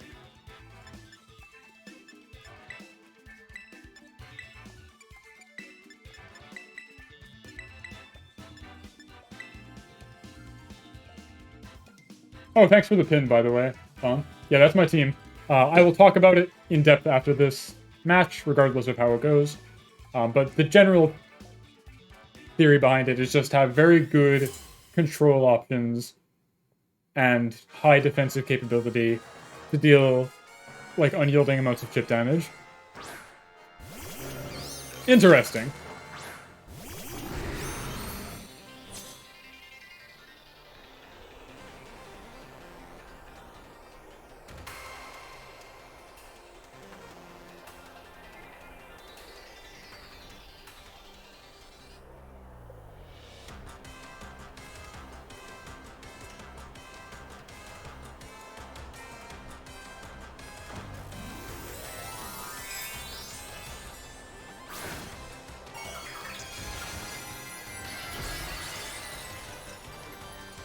Fortunately for me here, 2 of my 3 cores are immune to being slept by Spore, because I've got Purifying Salt and Good as Gold.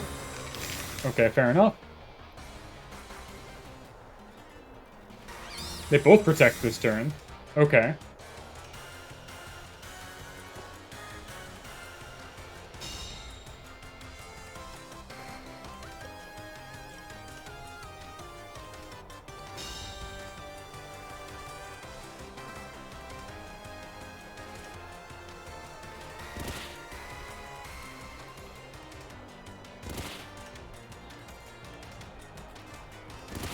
Everybody hits the Sandstorm.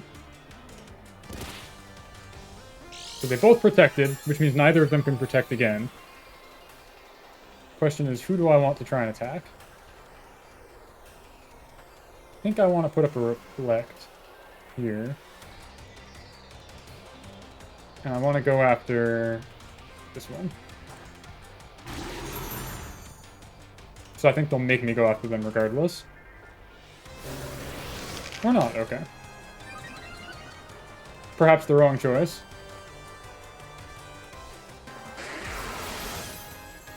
I thought they were going to Rage Powder and I was going to have to hit them either way. That didn't do enough damage at all. Huh. That's bad. We don't like that.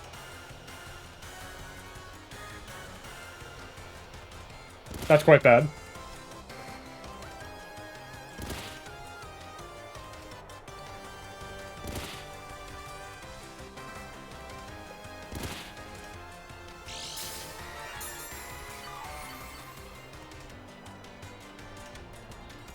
But I did get my Reflect up, which is nice.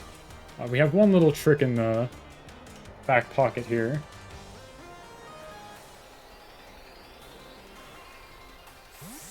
Okay. Fair enough. Out comes Azumarill, okay.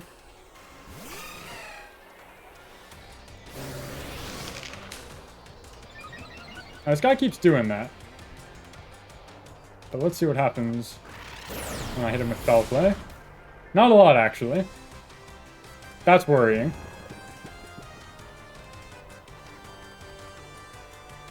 Alright, he might win by virtue of that sleep.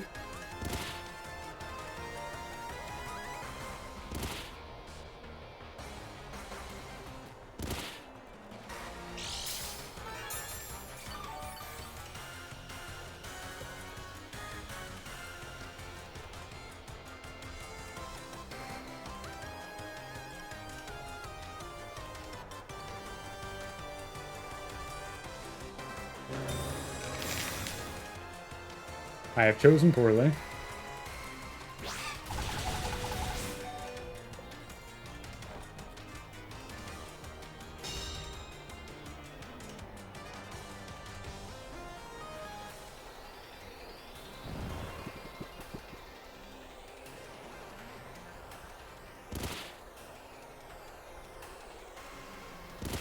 Yeah, I think I lose this one because I didn't pack haze, which I should have.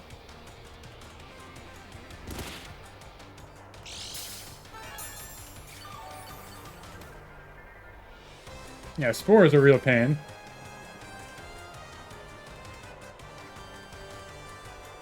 I'm gonna die no matter what. Might as well throw up a light screen, right? Yeah. And just hope I wake up. That'd be very cool. Yeah, okay. Fair enough.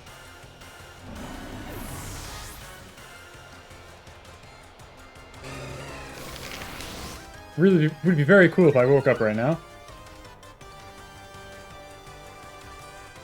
Nope. Alright, this one's a wash. He's gonna one-shot anything I throw out now.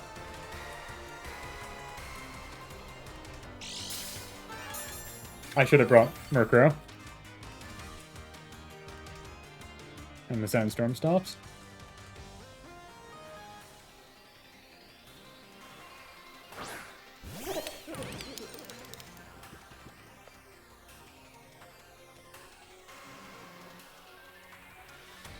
Like, this isn't even gonna do damage, even if I woke up.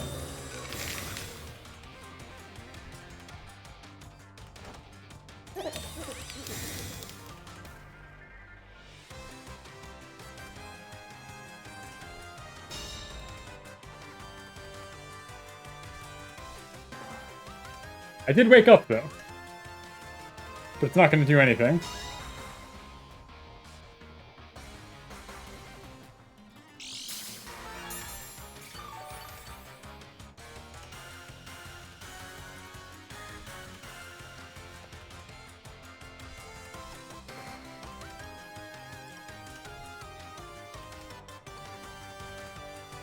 I'm assuming he's just gonna Rage Fist Goldengo. And one-shot the poor little guy. And because he's been using Bulk Up, his defense is good enough that a Terra Blast is not really gonna hurt him, even though it's super effective. He also hasn't Terastallized yet this game, which is scary.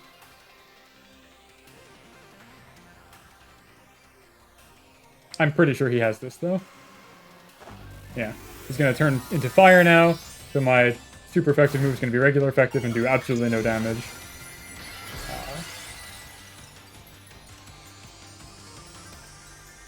Yeah. Unfortunate.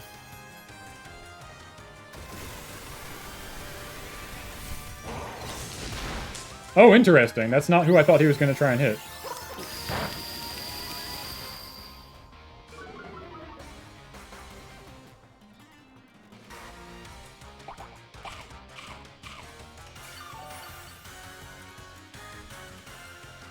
It doesn't really matter, though. This is definitely done and done.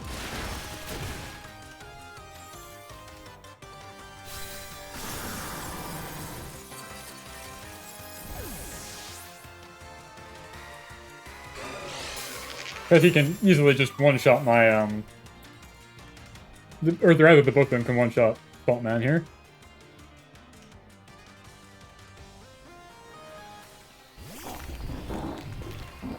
I let him get away with too much.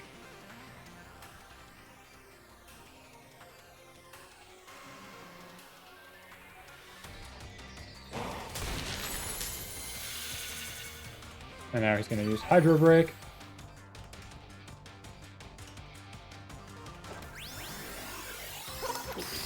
Oh, never mind, he's not.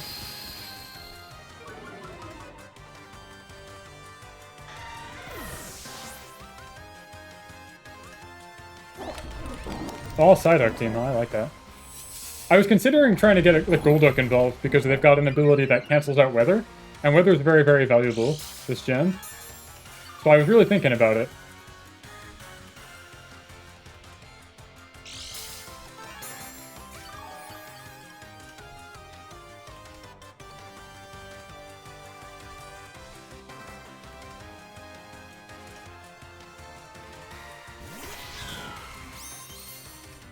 Ah, yeah, okay, he's just gonna hit me with a crit. I didn't realize he still has his entire team. Good lord.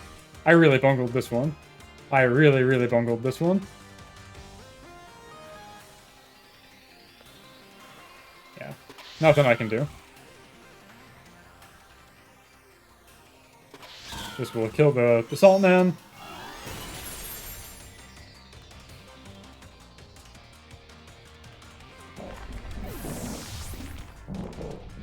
And now he will go for the Rage Fist. Yep. I let him get too much setup, and I did not bring my anti-setup thing because I didn't anticipate it. 4 reads abound.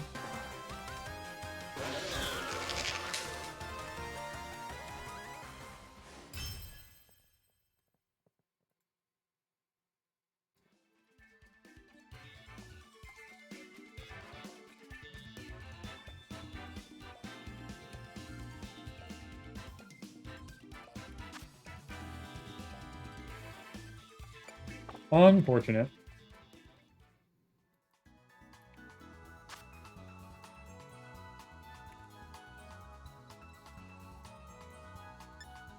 How do I end this thing?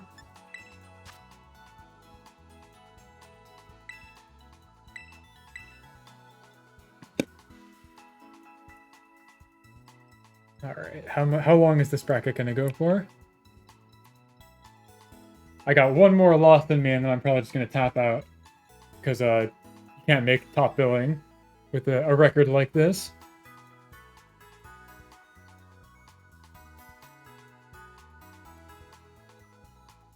I'm seeing a lot of people saying, please drop me, etc., etc.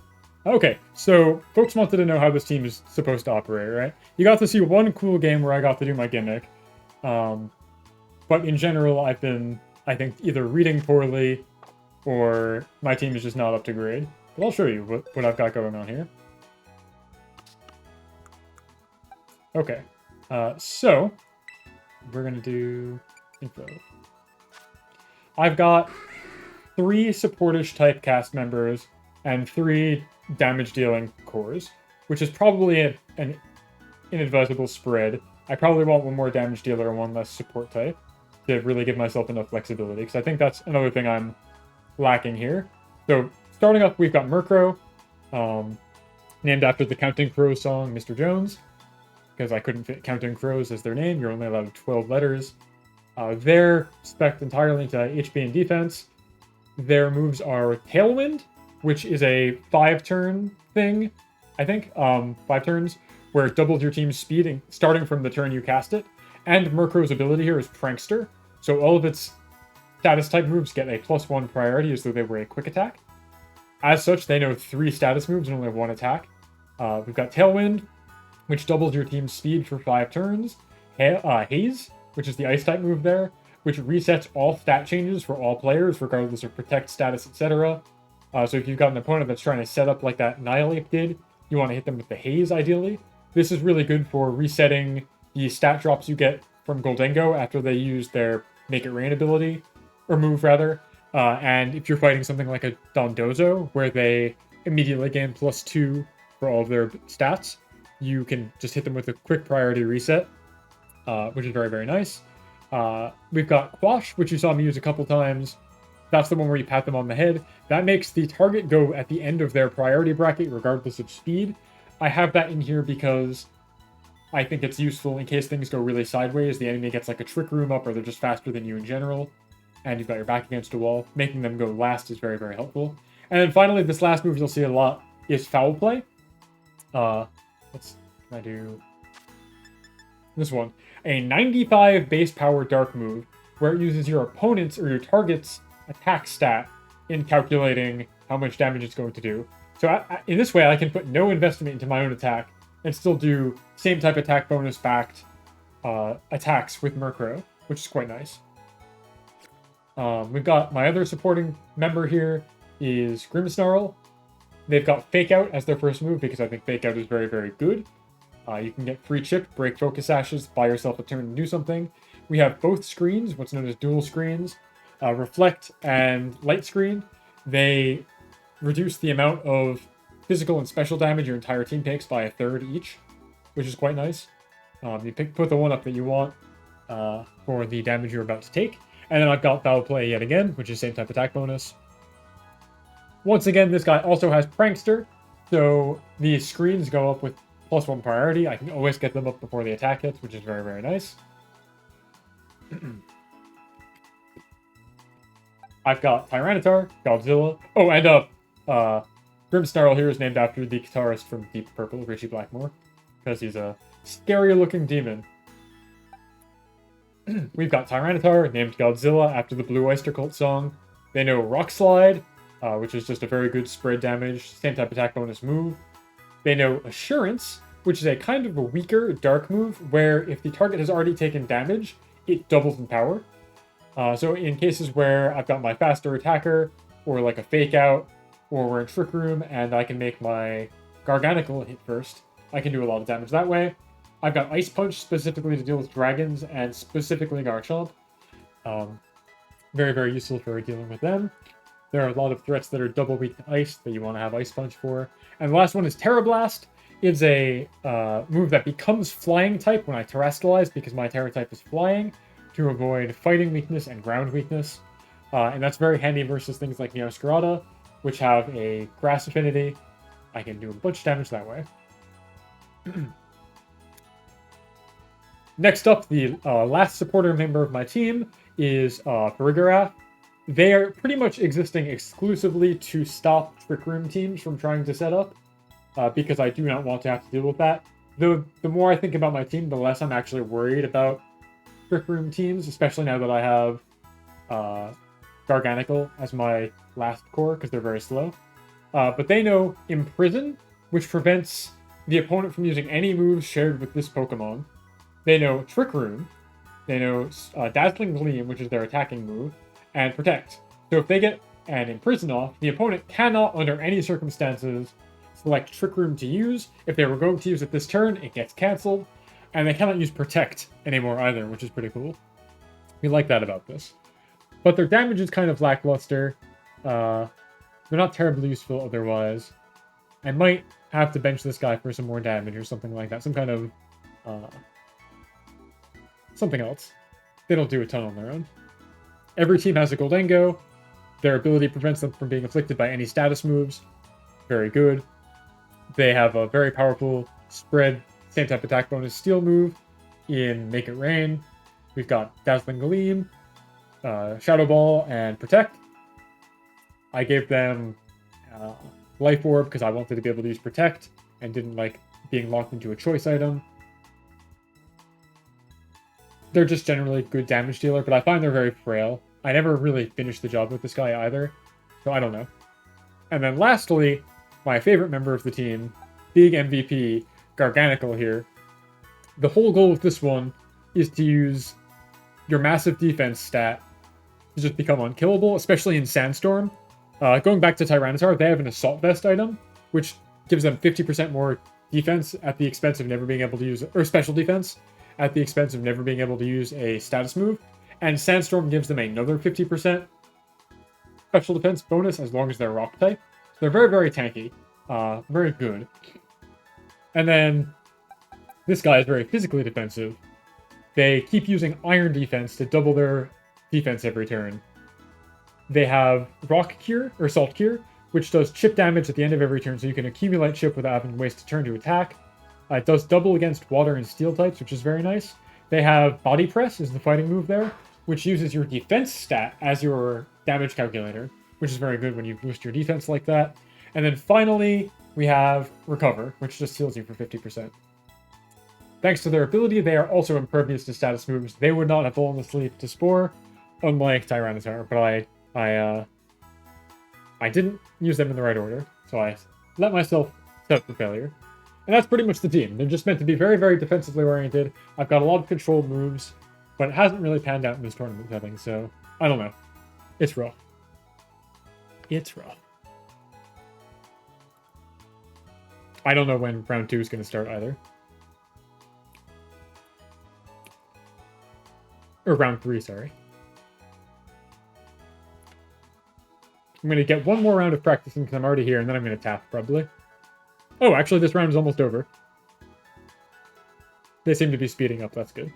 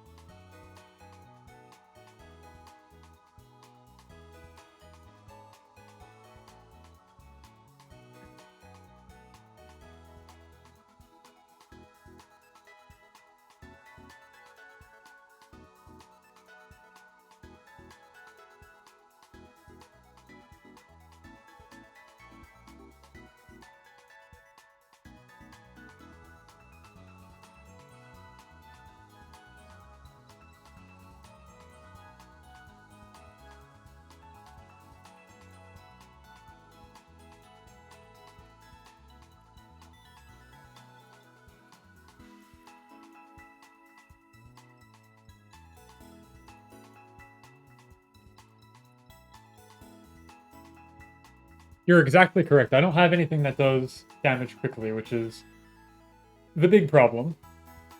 Um, I don't know who I would want to swap out in favor of that. It's probably Farigiraf. Their kind of whole purpose is to exist and never be used.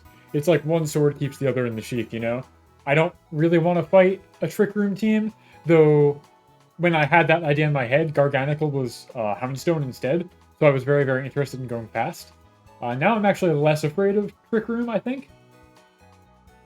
Um, so, so I think they would probably swap out to be some kind of crazy damage dealer that I can open with. And then the tried and true combo of Screens and Haze should be more than enough. It's really fun, though, in ranked best of one blind teams when I like fight a guy who has Dragonite or whatever. Because one thing I forgot to mention about Farigiraf is their ability here, Armor Tail, prevents the opponent from using any priority moves against you or your partner. So, like, I'll often have times when I'm fighting somebody who wants to either Sucker Punch me or it's like Dragonite and they're going to try and use Extreme Speed and they just can't. Very, very funny. And that works very, very well in best of one format, blind, no open team sheets on ranked on the game. Not very useful in the... Yeah, exactly. They're fine in Trick Room. Honestly, my Goldengo is not really spec'd into speed either. They're probably fine in Trick Room part of the time anyway. I think I put exactly enough speed into them so that under Tailwind, they're faster than most threats. So I think they have 107 speed at level 50, something like that, which is like exactly middle of the road. Was my calculation here.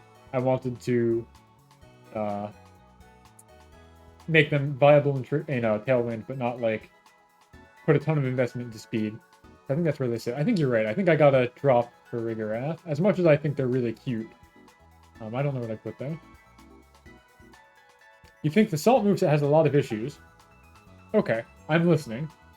Because this has been effective for me so far. But perhaps it's too much of a one-trick pony. I'm listening, though. What's up? I'm all ears.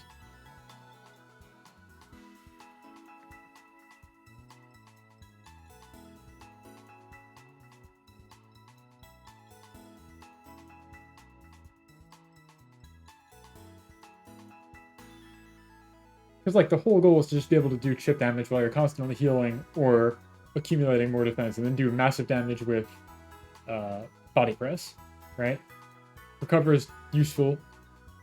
I don't know. I guess Protect would be helpful with leftovers, but I feel like Recover is better. Maybe, but then I don't know what I sack here in favor of Wide Guard is the problem.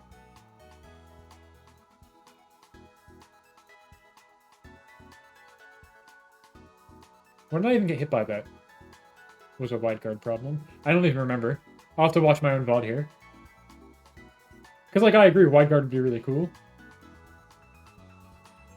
Oh, wow, that's, like, really... Like, my only offensive option being... Stealth, huh? That's interesting. It does do chip damage, so, like, it's fine. You just toss it and then just hide. Keep recovering, maybe. Maybe. Maybe. Maybe you're right. Body press is too... Yeah, because you need, like, the turn to set up with iron defense. And then hope you do it. Congratulations, Fuba. That's great. Maybe you're right.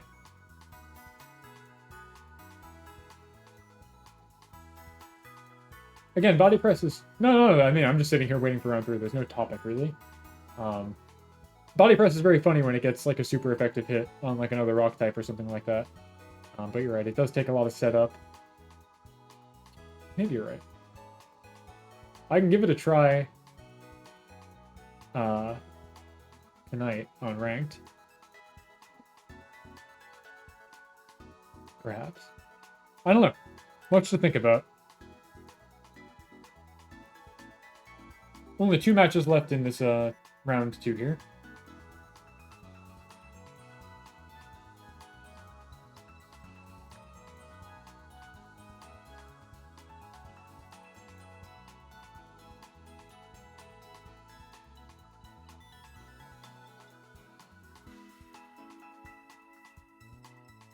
You only bring it out for Trick Room and Wide Guard. Interesting.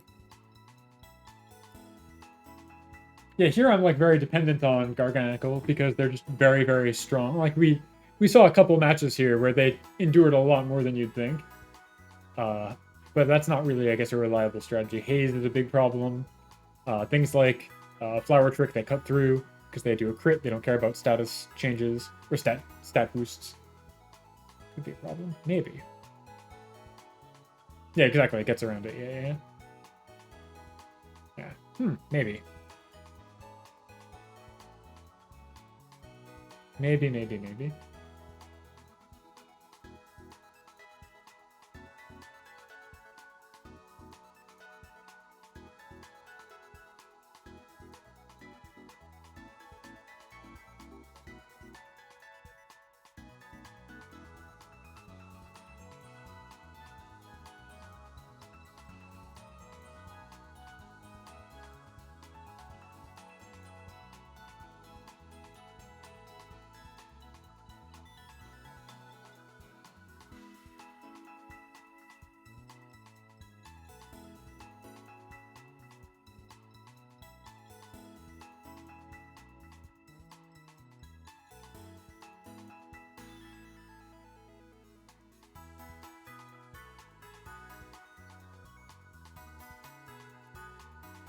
Yeah, Ty, I might hit you up after this stream and after dinner to look at my current team and figure out like what would be better in place of Farigarath as like a damage dealing core, and then other kinds of assessments here, I think.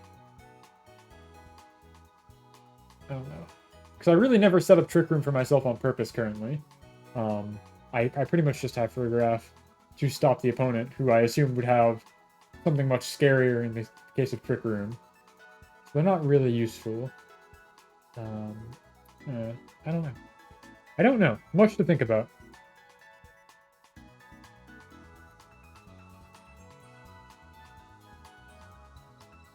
All right, round 3 I think is about to begin.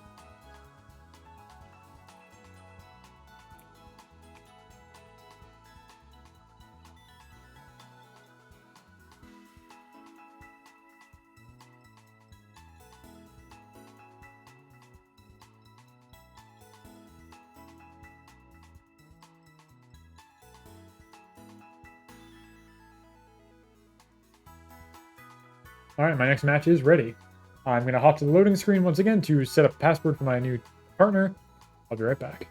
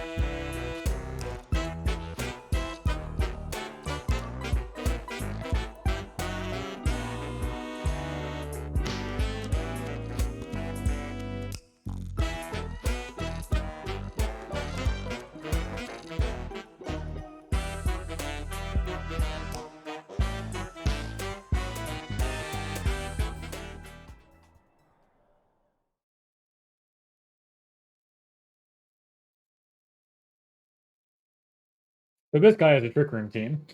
They've got a choreograph of their own that uses Trick Room, no Imprison on it, and then a bunch of other slow type guys.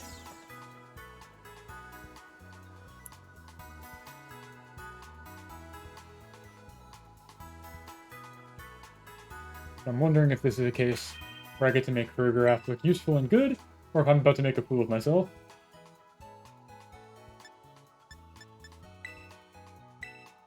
We are about to find out.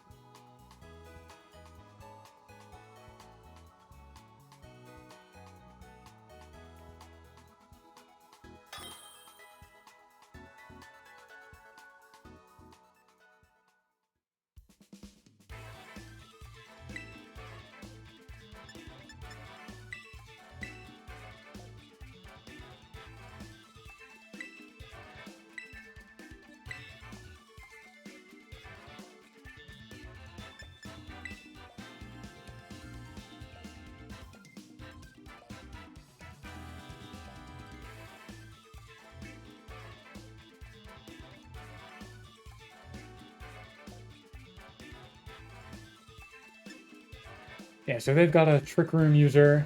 The rest of the team is pretty slow.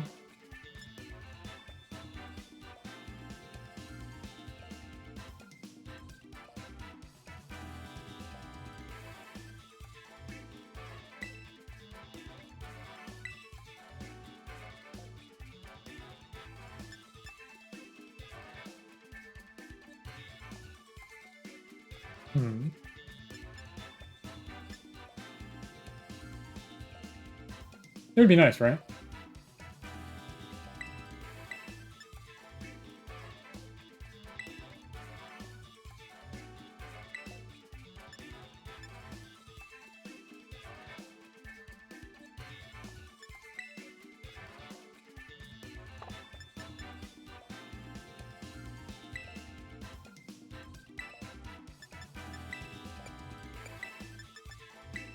This might be a terrible mistake, I don't know.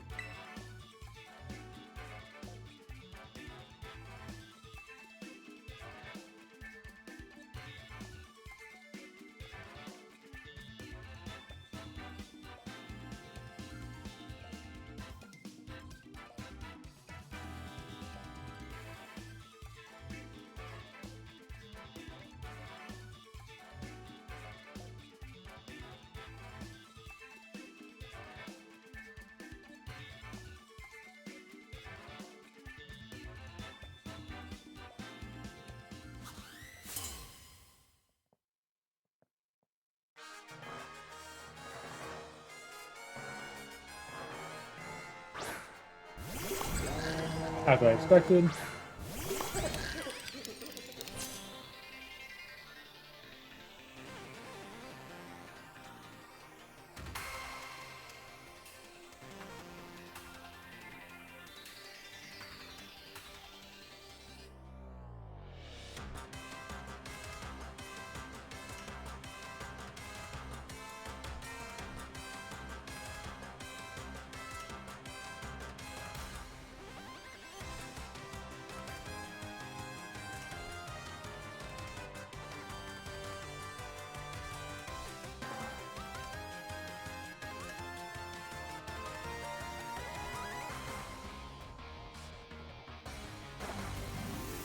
Interesting, we're already doing this, huh?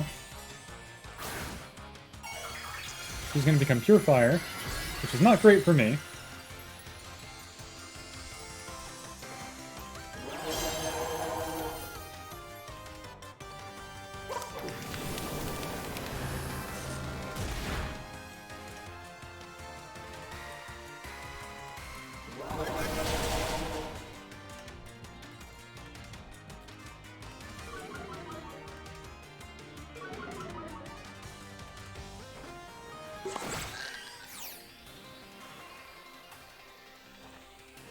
Oh, interesting.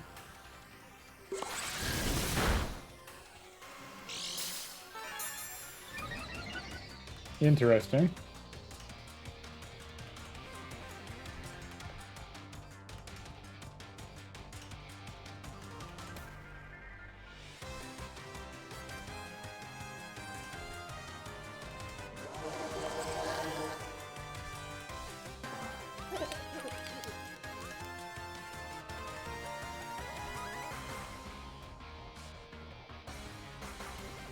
I know Skeletorge can't protect. And he is slower than me.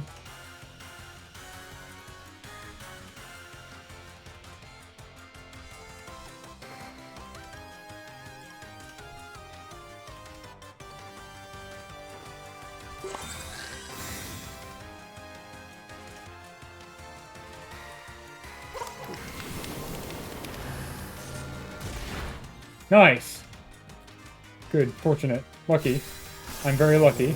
I did not deserve for that to work.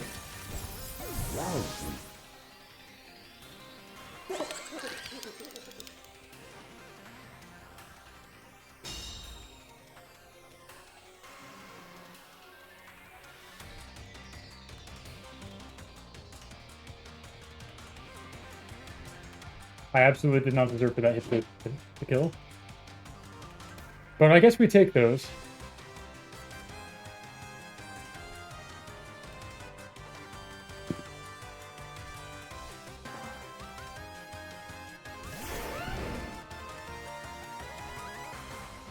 And here's where I have to eat shit and die, I'm pretty sure. I just have to tank one for the team.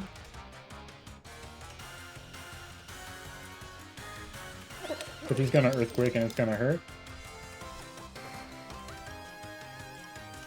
So I can't raw switch because both of my guys are weak to ground. A lot of problems with my team, yeah, now that I really think about it long and hard.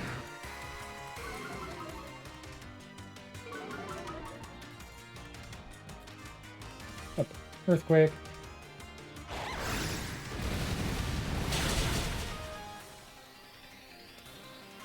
I get the crit right back at me, so...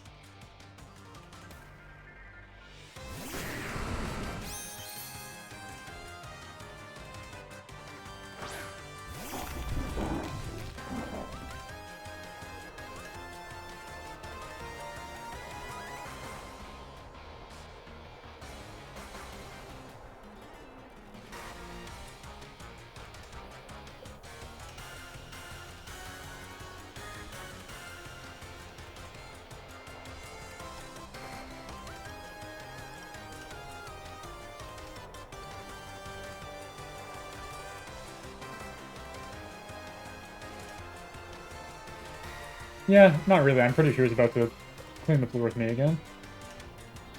I don't think my Salt Man is going to survive this turn, and I don't think Tyranitar can do it on his own. Oh. Interesting. That's really strange. Oh, I guess he wants to use Intimidate again, is what I'm guessing here.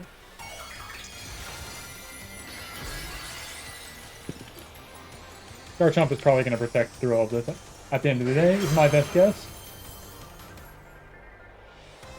Yep.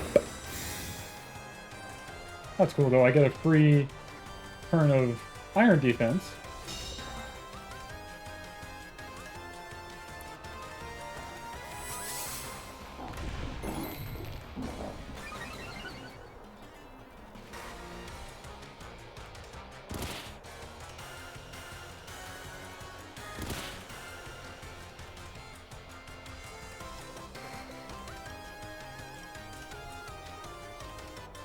You definitely can't do that again.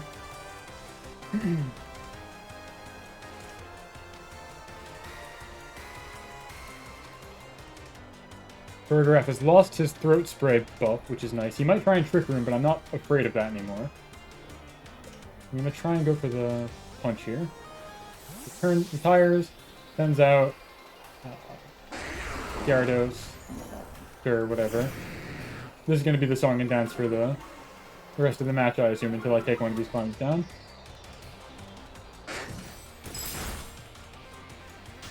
Ooh! Wow, lots of luck today.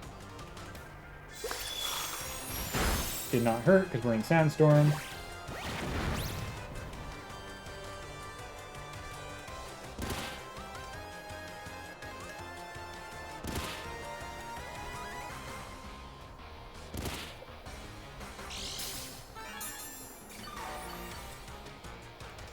And now he has to make a painful decision of does he switch Gyarados again, or what?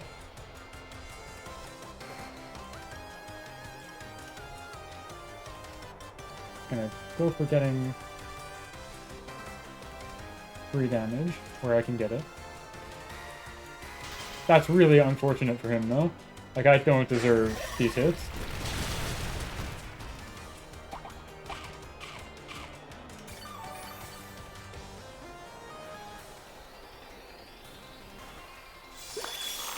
This doesn't hurt.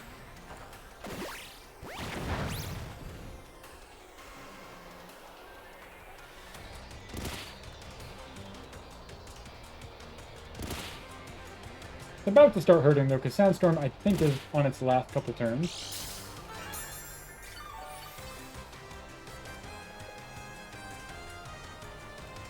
This should be the last turn of Sandstorm, I think.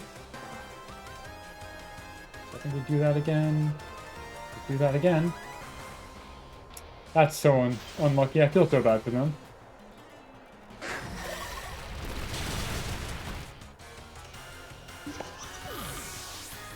I could have maybe gone for another Iron Defense there, but I wasn't sure that Rock Slide would hit both opponents.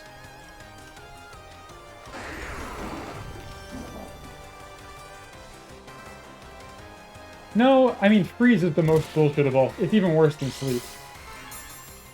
It's really just horseshit.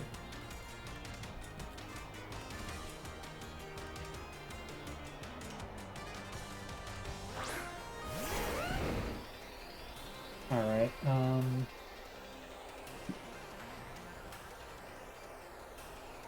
he's probably gonna protect. Oh no, okay. Oh wow, that does a lot of damage. And I flinch!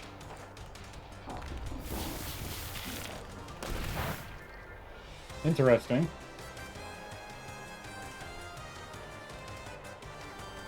The Sandstorm subsides.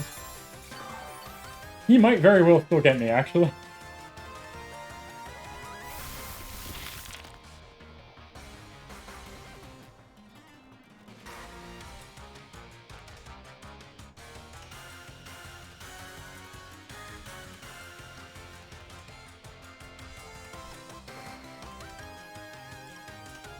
He has to go for Rock Slide again. He can't, or shouldn't go for...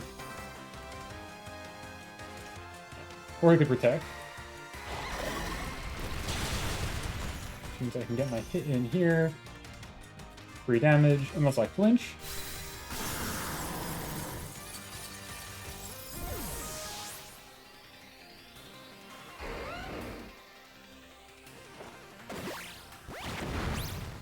And Thought Cure will finish the job.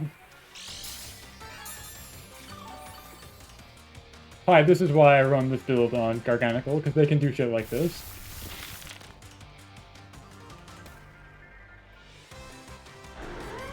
I believe in them.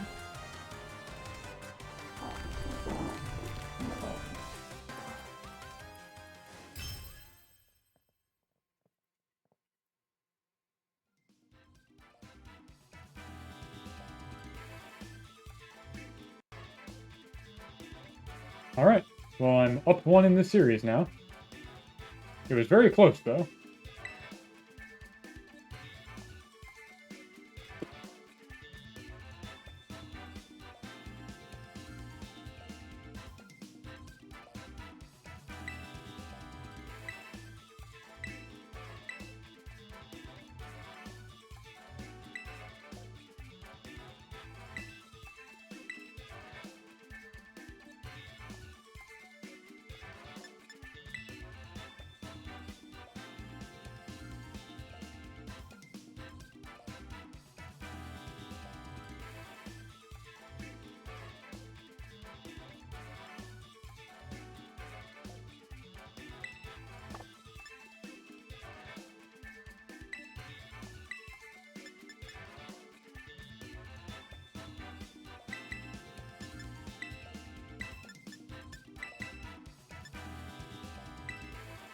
Gonna do something similar for the second go-around.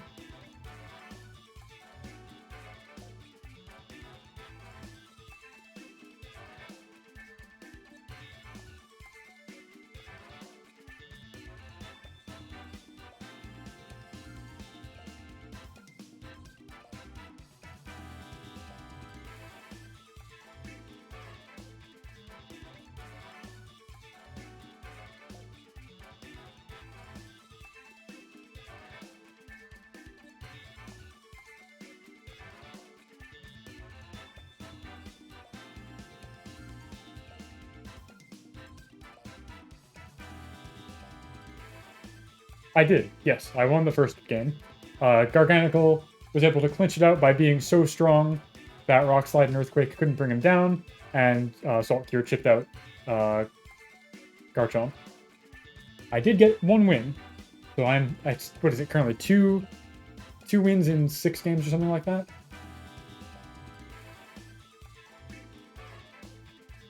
Not a great record. But I think we're learning, we're seeing the gaps in this team that you've pointed out a couple times. I'll definitely take a quick breather after the stream and figure out what I need to do next.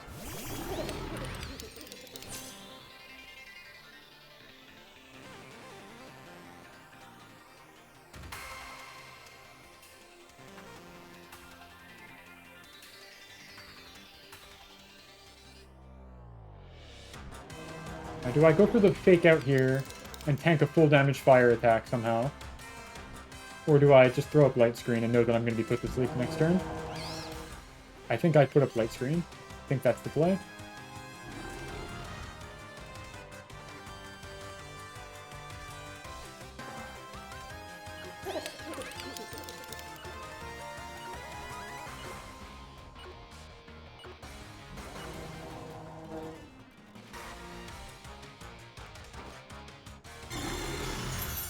Like, he has to, if he's going to use Spore, he has to do it on Grimmsnarl.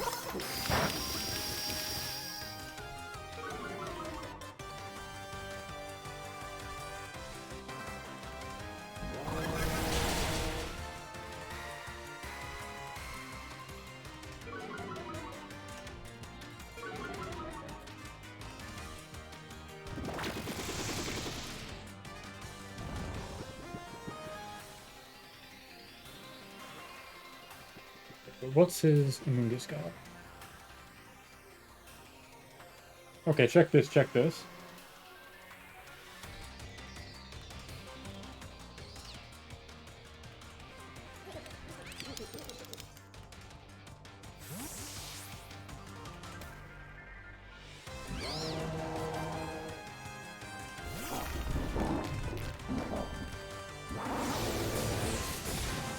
Didn't hurt. That part's scary, though.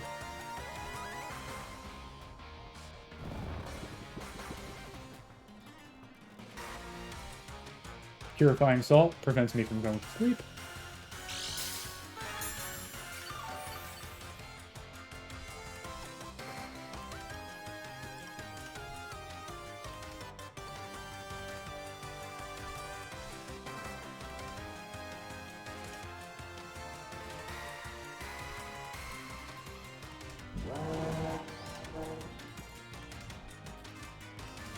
I would expect he switches out Amoonguss here, because I don't think Amoonguss can do anything useful. I'm not going to go for the Iron defense, because you'd have to use Clear... He can use Clear Smog on me, which I don't want.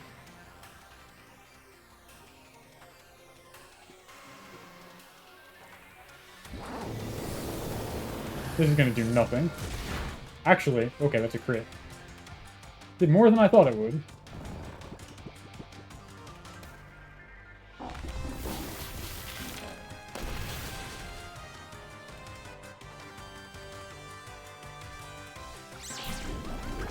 Yeah, but I didn't bust my stats like you thought I was going to.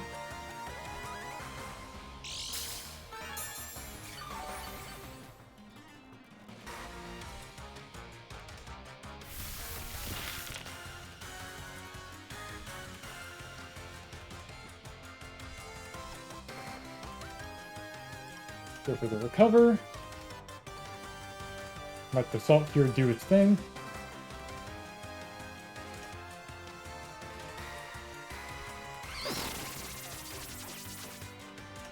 If Grimmsnarl wakes up, I guess he's going to hit that guy.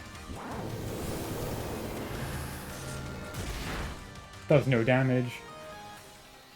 Because my ability halves damage from Ghost-type attacks. Very cool. We love that for me.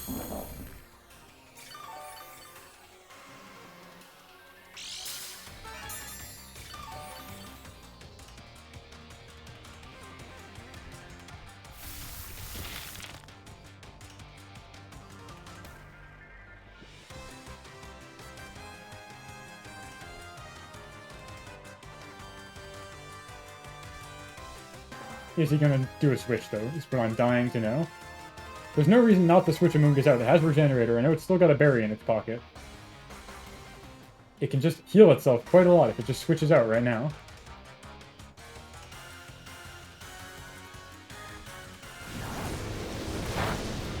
I don't understand. We wake up, gonna hit him with Foul Play. This will probably just kill him. Yeah. Really weird. I don't understand this play.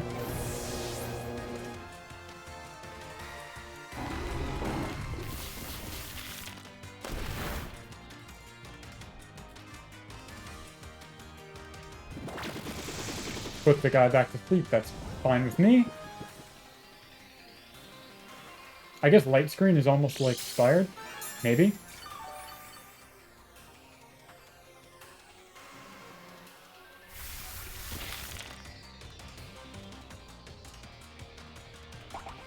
And then he eats his berry and gets a big heal. And he still has Regenerator, but he's just not useful, because he can't put my Thought Mounds to sleep. And they didn't have the damage to hurt Grimmsnarl. Now here's where things get scary.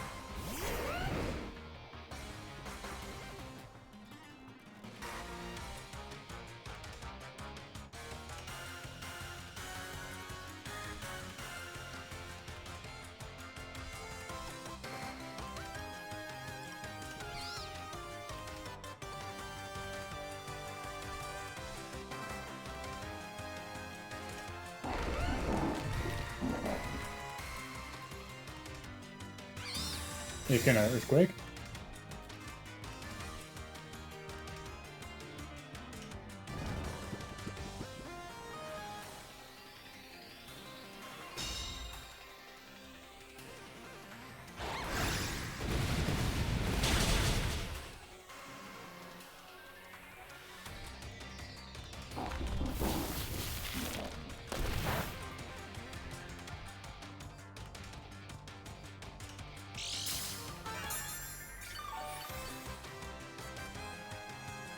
I think the next one kills me here.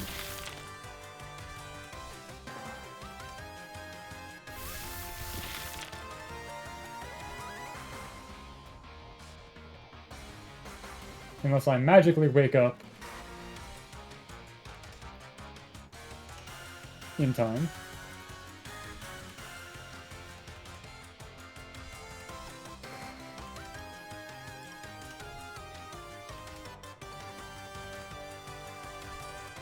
If I can get the Reflect off, that would be very cool. Very poggers. Alright, we're terastallizing. Ground type. Garchomp really wants to get the kill.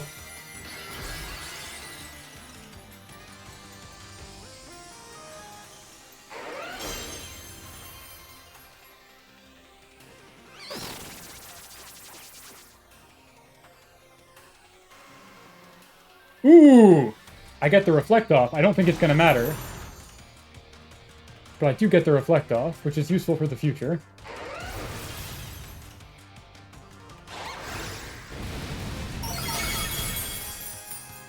Yeah, it didn't matter. But it kills his own Amoonguss, which is nice.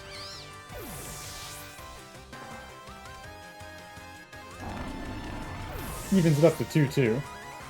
And I've got a Rock Salt on his Sweeper here.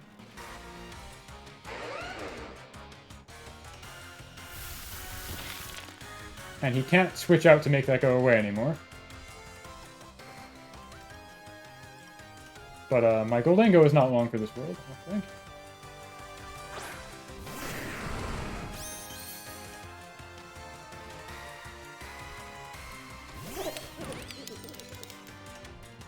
Sizor, okay, interesting.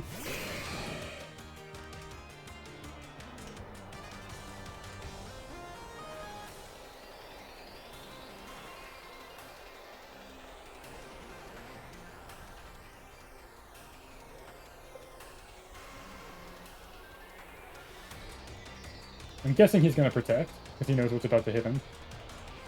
And I don't know what Sizor's going to do. Maybe Swords Dance? That would be unfortunate. I do have Reflect up, which is really nice, though.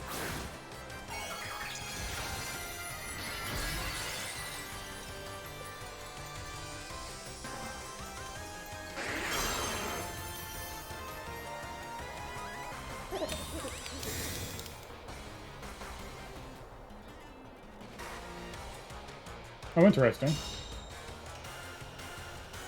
I'm really happy I have Reflect up.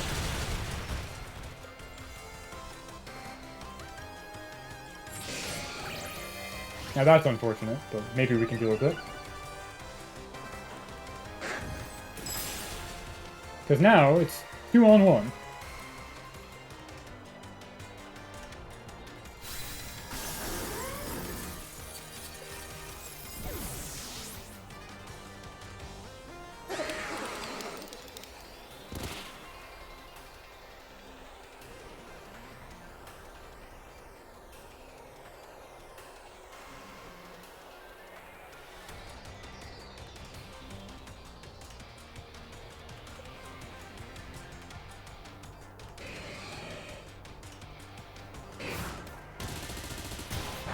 Does not hurt. The power of the screens. And now I go for the assurance play. And there we go, gang. I have acquired a win.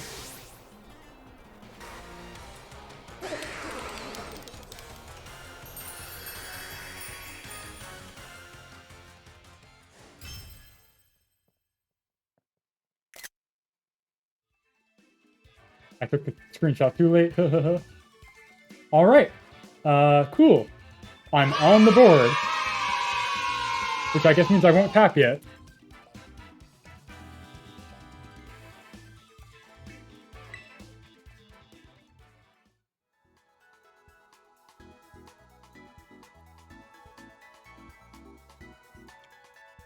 I think I got very lucky there, but I don't know.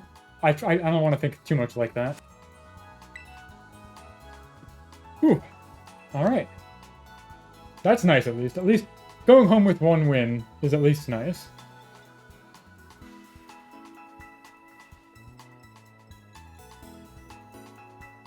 Yeah, the Reflect was actually enormous, which is, again, it's lucky because I happened to wake up on the right turn. So I don't know. I don't know if it's, like, deserved or not. And then the first game I got a freeze, which feels undeserved. But, yeah. Like, the prankster screens are, like, such a powerful aspect of how this team operates.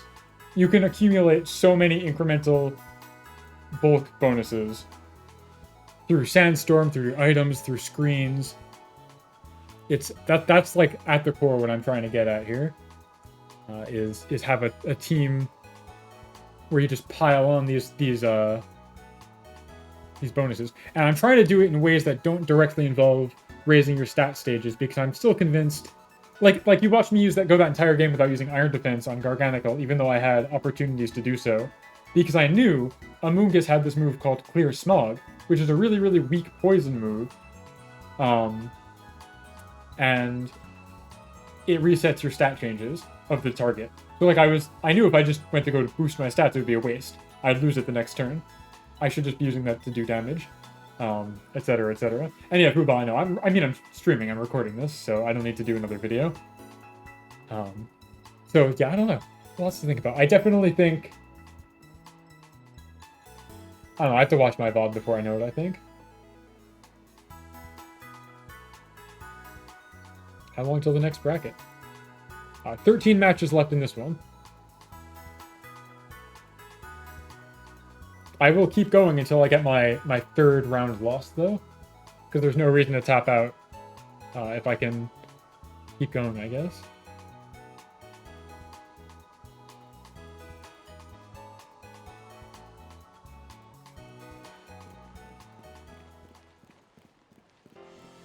What's everybody else up to this evening, though? Because I've just been sitting here for 3 hours now, talking sparsely, trying to provide commentary for my matches. I'm assuming other people are living full, exciting lives that aren't bound to their desk, waiting for a bracket to update.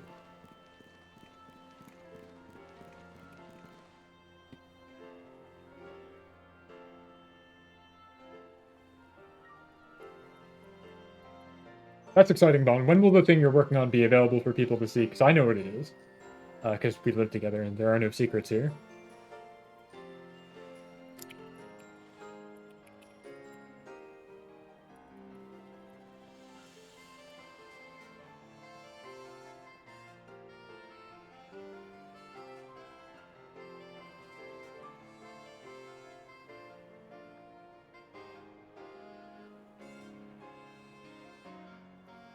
Yeah, sorry, it's a 45-second delay. Again, in tournament play like this, a turn has 45 seconds on the timer for you.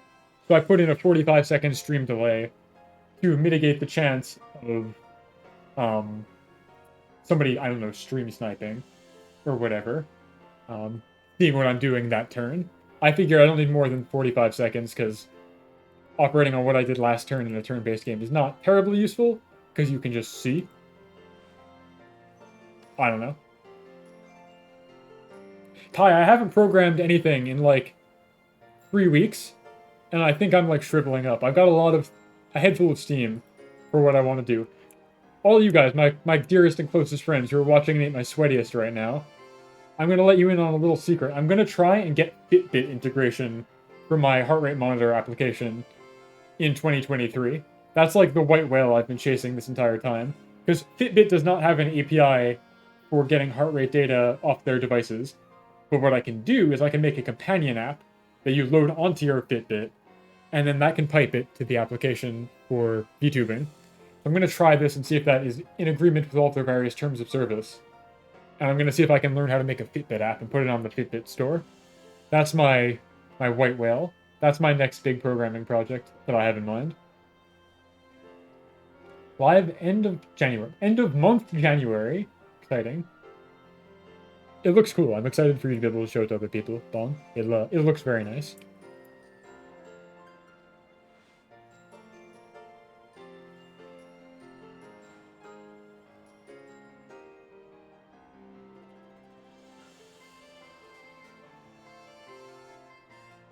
Wow.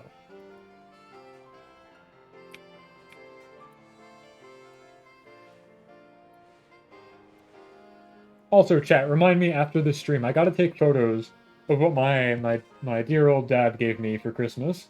Because he made some really cool handmade items that I'd like to share with the class. I don't have my secondary webcam set up. The Dondozo heart rate monitoring. He made some stained glass ornaments, like handmade, set in like aluminum or whatever. And I want to share photos of them. Probably tomorrow when the sun is able to catch them. But I meant to do that yesterday, and then I got home really late because I was in traffic all day. And started trying to prepare for this, because I knew I wanted to participate. So I gotta get photos of that. And then, yeah, the Dondozo of heart rate monitors, yeah. Fitbit's like a closed garden, kind of like Apple stuff. So, or walled garden, I think is the term. So,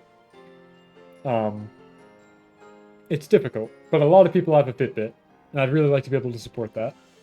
And I'd like to be able to do it soon, because if I learned anything from last year, rather, a lot of people have their New Year's resolution where they play Ring Fit Adventure for about a month and a half, and they give up on it. And my primary ambition for this was to be for RFA streams, and then all the ASMR stuff that people do that is cool and secondary. But Halloween and New Year's are my two big holidays for getting this thing promoted and having people get their eyes on it and getting my name out there. So I gotta get to that. That's the plan. I think I can do it. I believe in myself.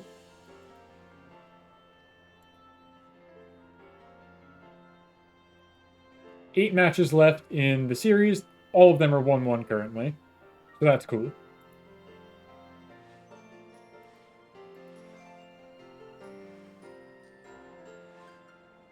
It looks like more and more people are dropping out. So we'll see what happens. Yeah, I know you can use the Apple Watch because there's like apps that work on it. But a lot of I just mean generally speaking, a lot of Apple stuff is like a walled garden. The iPhone is like a walled garden, as an example. Not in this particular case for heart rate monitor stuff, but you can't sideload your own iOS applications easily onto an iPhone. It has to go through their like proprietary store, and the same is true for Fitbit devices. You can't. There's no API. You have to have an application for it. The walled garden is the term, as opposed to being freely accessible. You have to enter the walled garden. I know you know what that term means. I need to figure out a setup for RFA. I played a lot, but I haven't found a stream setup I like. It's difficult for live 2D for sure. Folks who have like 3D mocap, like Lua, can do it very easily. But it's not easy for 2D, because you either just kind of have your guy in the corner not really tracking you, or I don't know.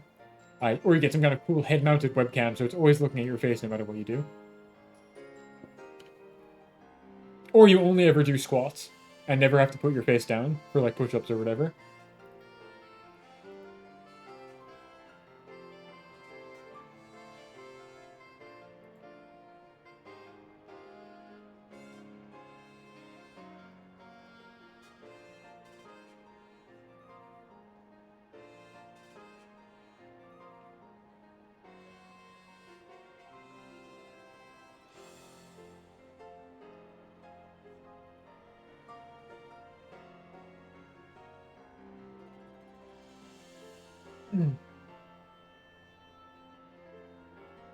There's a ton of malware in their garden.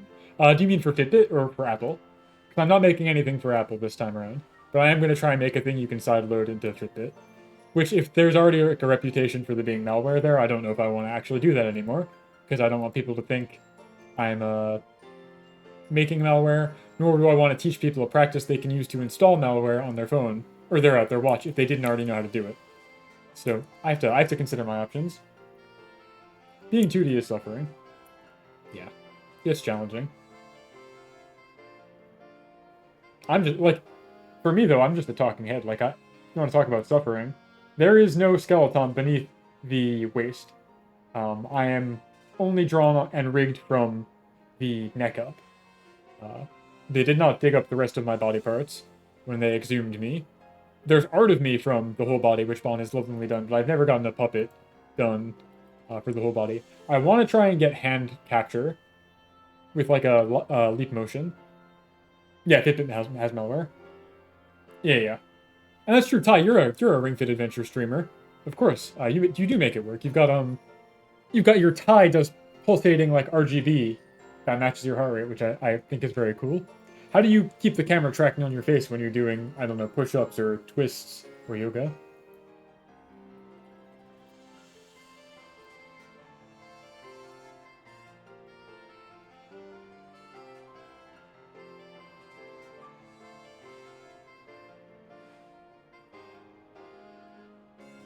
All right, 3 matches left in round 3.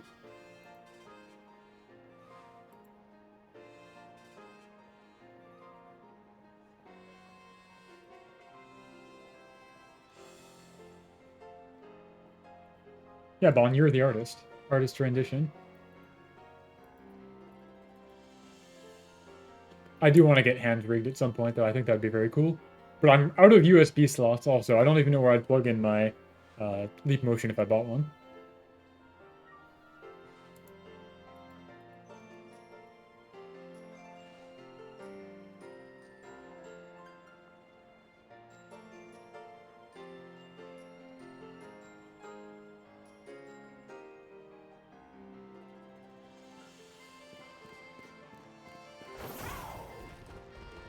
I love the purring noise that the dog makes in this game. It's very cute.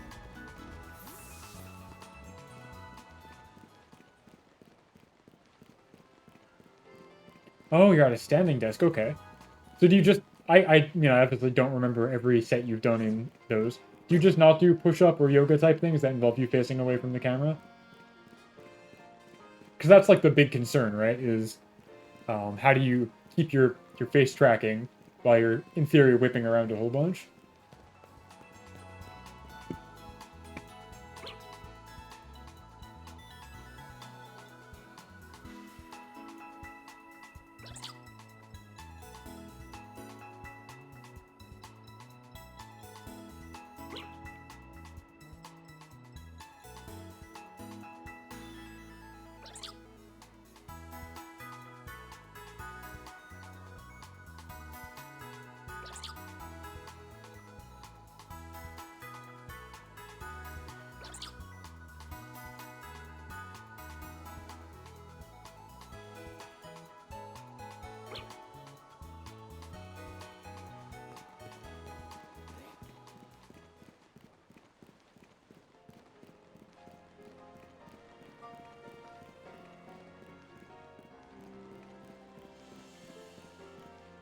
Two matches left in the round.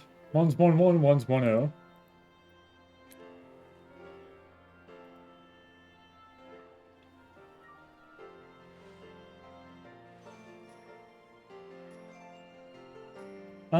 Oh, you're so smart. All my friends are so smart. Using the foot pedal on if you have like a Elgato foot pedal or any other kind of USB foot pedal to just hide yourself while you're not tracking. That's so clever. You're so smart. All my friends are so good and smart at this. Everybody's got their own little innovation and touches that they do to have a really professional veneer on what they do. It's so nice. I'm surrounded by such smart people. It's great. What a good place to be. Lapel mic, that makes sense. Yeah, if I sound different today, it's because I'm using a desk mic rather than my headset. I probably sound a little more echoey because I think the acoustics are a bit different. I gotta dial this one in because I think it will be better when I learn how to use it properly than my headset can be.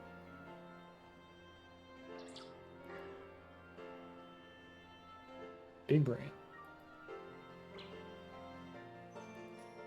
Alright, one match left in the round.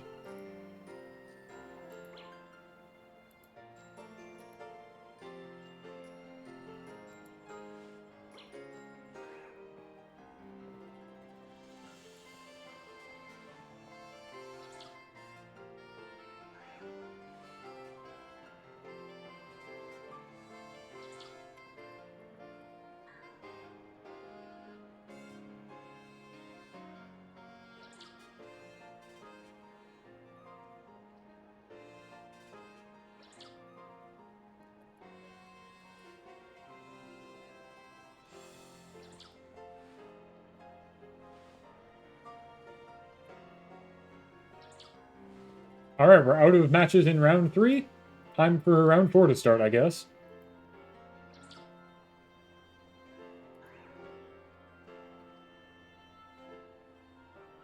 I would destroy the... Oh, I see what you mean. I didn't realize you were hitting it that hard. $20 foot pedal. Yeah, I mean, I bought the Elgato one because it was on sale. I don't think I needed to get a Elgato brand foot pedal. I am not as savvy as I could be with my money. I should probably be a little more discriminating with what I purchase. Where's round 4?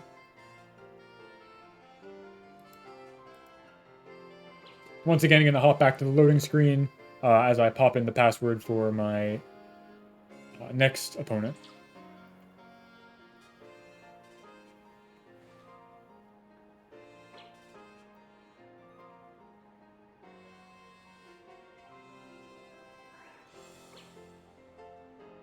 As soon as the match comes up, of course.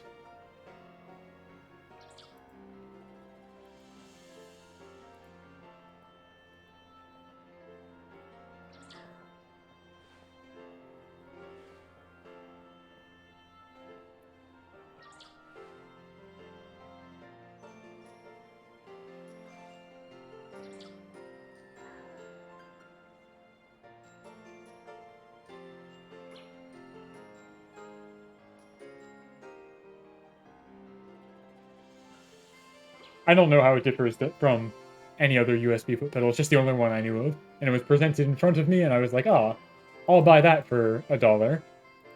And then I did. And I use it for emotions like this. Or, I think. Oh no, I unplugged it because I needed an extra USB. I usually use it for emotions, but I needed an extra USB today, so I unplugged it. I am USB bound on my tower, which is a problem. I keep wanting to buy more peripherals, but there's only so many USB slots you have.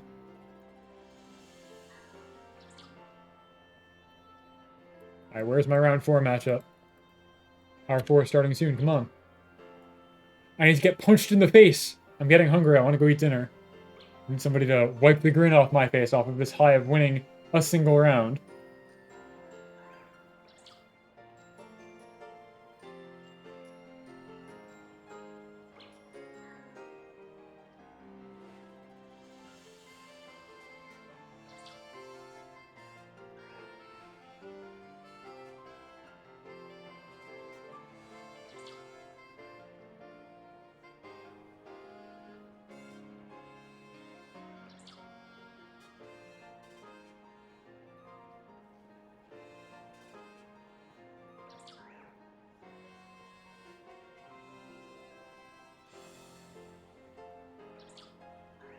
I only do keybinds. I mean, that's fine.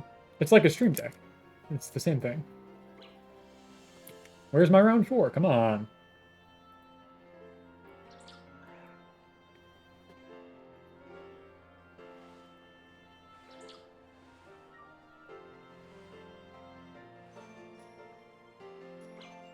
I'd imagine, yeah. I have like a really delicate stomach, as I'm very vocal about. I don't like eating when I have like something that requires a lot of focus to do. Like driving, for example, I don't like eating before I drive. Oh, that's scary, yeah. Alright, I'm going to loading screen to set up a password. I'll be back in a moment.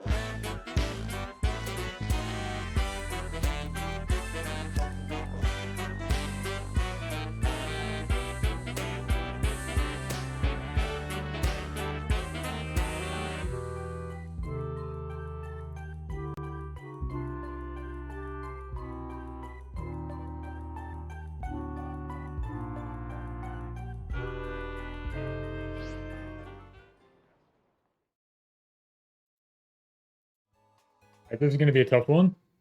They have a lot of really hard setup hitters that don't require more than like a single turn of setup. So I'm a little apprehensive. Their Grimmsnarl knows Misty Terrain, which is unusual to me.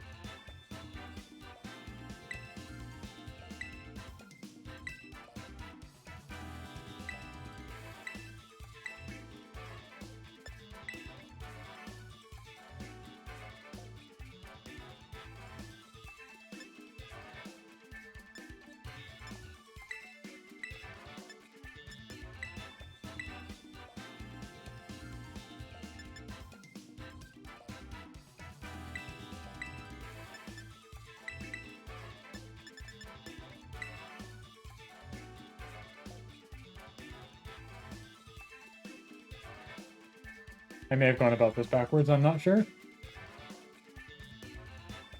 A confusion emote? What are you confused about? Did I do something baffling? Oh, the Misty Terrain. I don't know what that's all about. Yeah, they've got a lot of setup guys. They've got, like, Burp Spray, Pixelate, on Sylveon. They've got Quiver Dance on Volcarona. Paratypes are all over the place. Everybody wants to be like water or something. I don't know. This looks like a very meta team that I'm just not equipped to think about.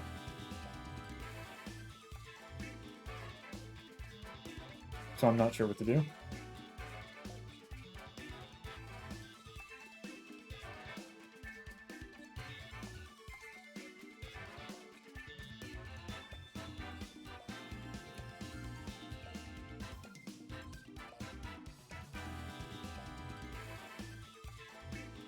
I'm guessing they're going to lead with, like, Volcarona Sylveon, is my guess.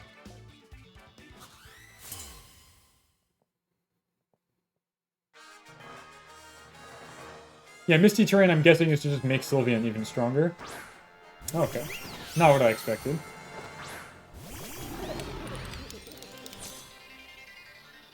But we can tolerate this. I hope I got this. I don't think I do. But I'm learning a lot about the weaknesses of my team, like you pointed out. And it really does just boil down to needing something faster that hits harder, instead of focusing on every permutation of, like, control or defense that I could roll into a team.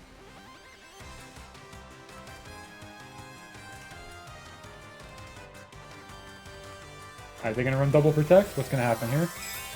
Sylveon going to turn to a water type? Yeah, alright, fair enough.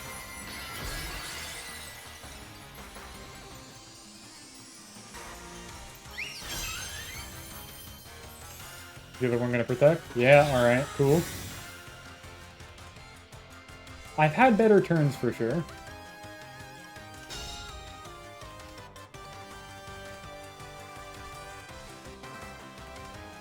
Oh, it doesn't boost fairy? Interesting. Yeah, that makes no sense then. I have no idea.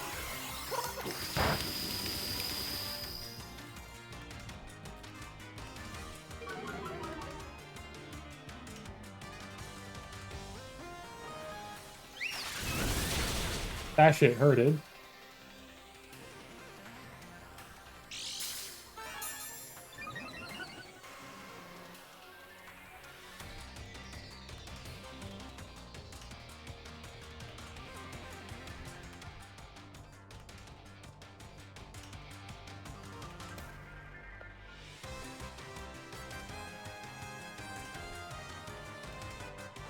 Alright, this might be me absolutely fucking up really hard right now.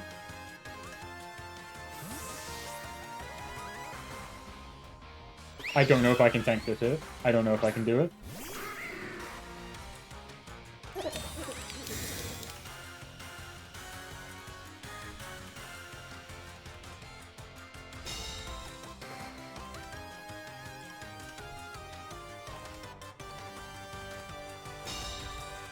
Does this just kill the bird? It does. I see. Well, that was very bad of me. Now I'm very screwed.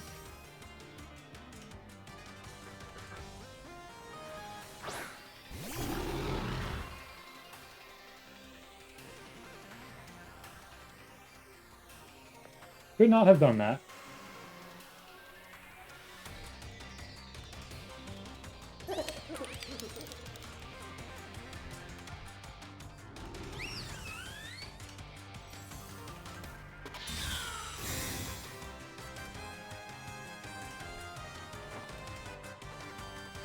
Feels awfully familiar.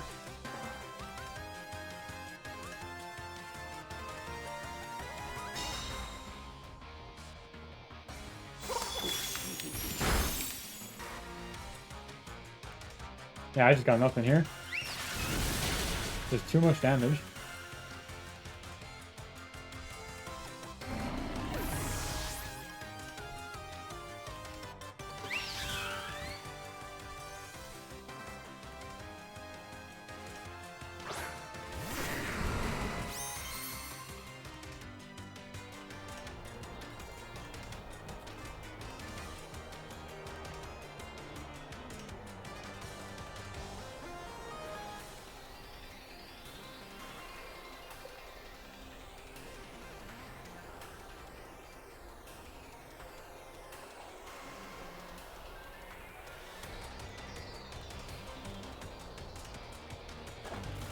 I think I'm also too set in my mindset of, like, I have to send out a cleric and a damage dealer to start with. And not like, you can just go start swinging for the fences with both of your damage dealers. So I don't know. Okay.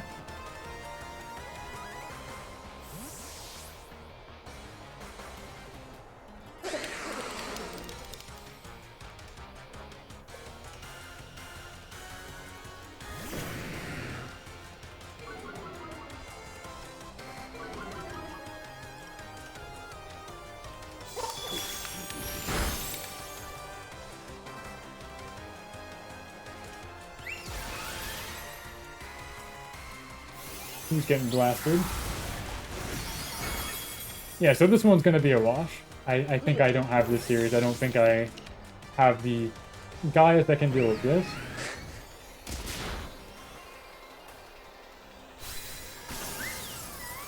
Even if I get, like, a pick-off here. I'm down to literally my last guy, and I've taken out one of his and done almost no damage to anyone else.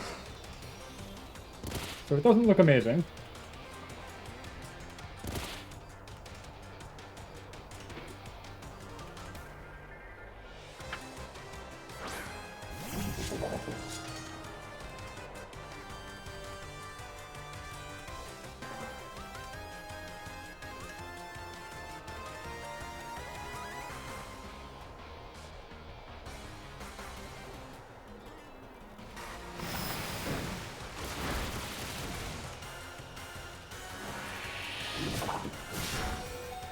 Yeah, I got 22 hit points, and I flinched.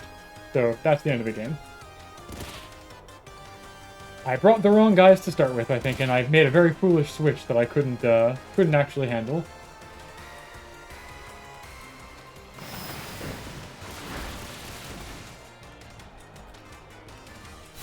Alright, that's fine.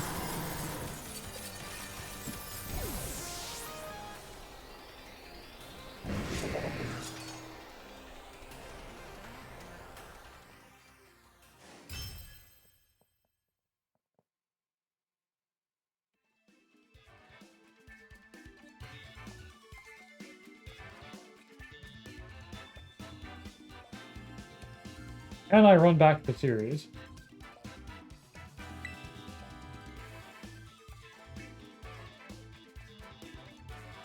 I don't see how I would. They have so much water and grass.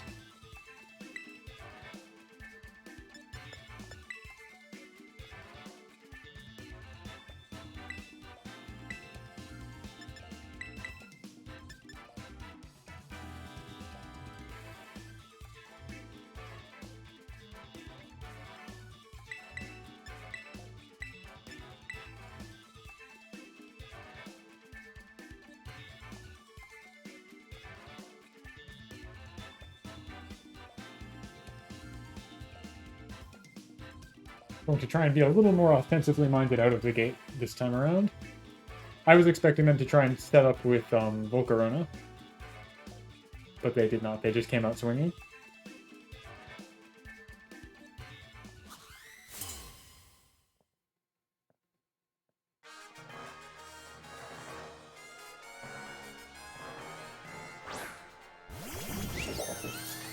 Fun.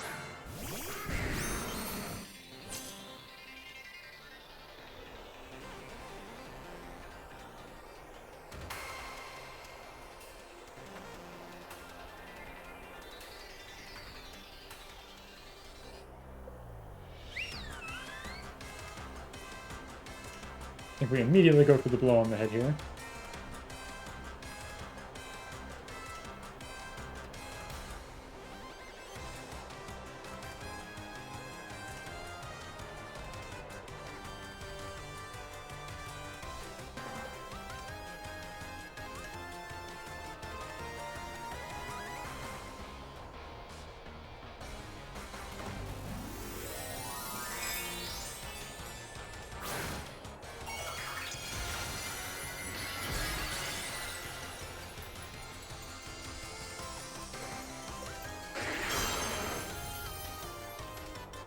I terrestrialize to avoid my weaknesses to steel and water here. And fairy. Got a big meaty hit on Sylveon. Hope it flinches. It did not.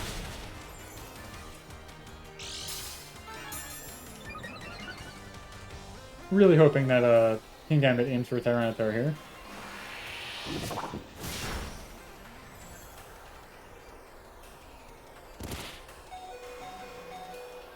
Because now at the very least I can do this.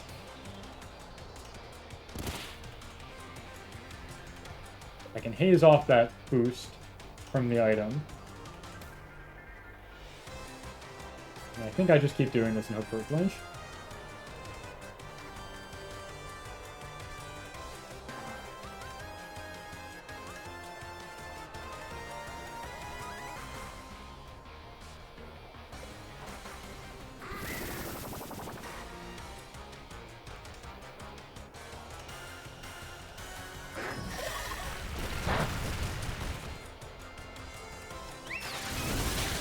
Nope, not lucky. That's fine. My strategy should not be dependent on luck.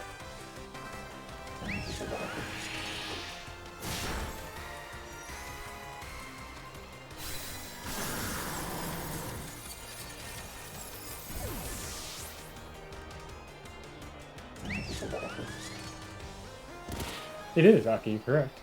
You're so right.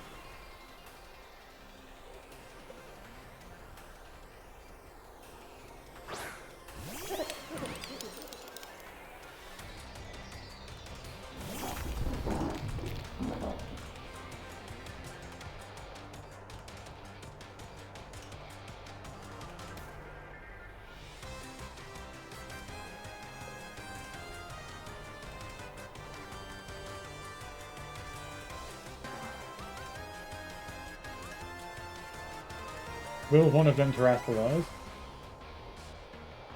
He still hasn't done it. I'm interested to see who it is.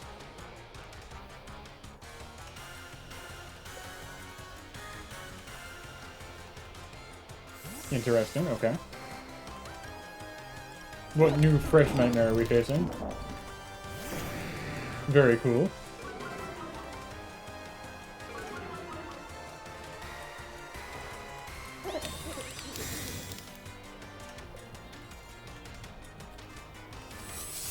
Thank you, Kelvin.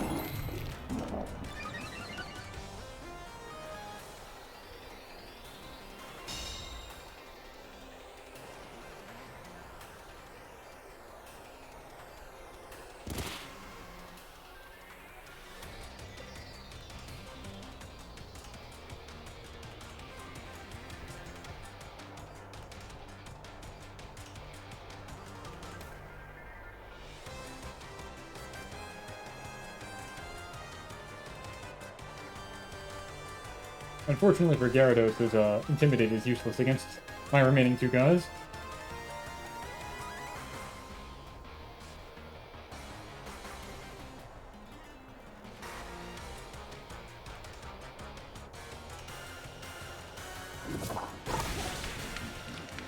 That shit hurted.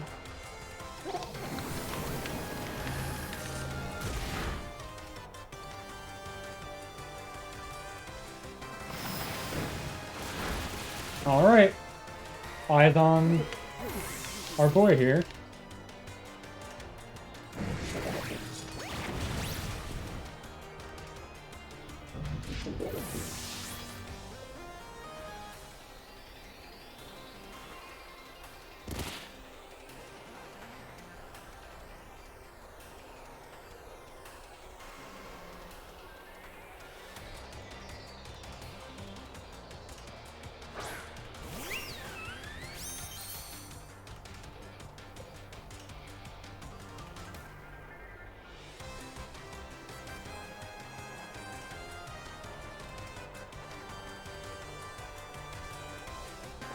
I think they just terrestrialize here and blow me up, but I don't know. I don't know. This is tough. A lot of water damage they have this time around.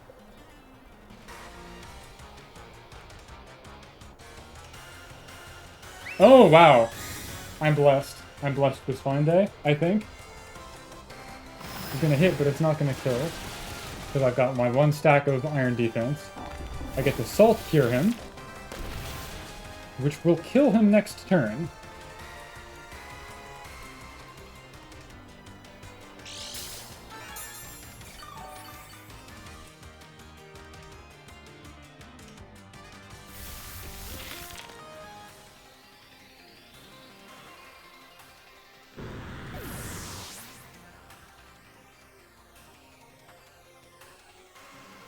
But he still has another guy. Yeah, okay, Meowscarada's just gonna kill me. One shot, no problem.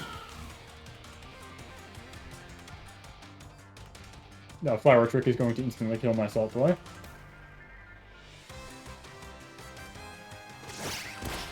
Oh, never mind. Strange choice.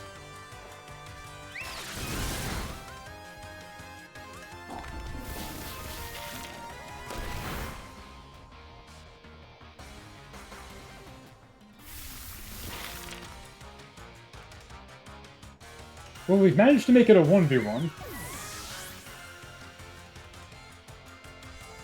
But this guy just cleans my cloth. No problem. Flower Trick can finish the fight, please.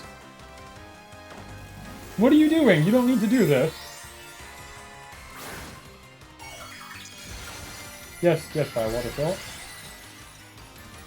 You don't need to do this. This is pointless. You will kill me no matter what you do. Just end it. End my miserable existence. Alright.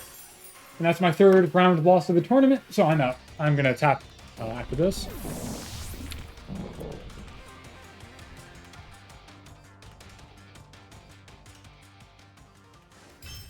Thank you, everybody, for stopping by. I'm gonna go eat dinner, and then I'm going to think about what I've done today, and try and address this team, and make it a little bit stronger.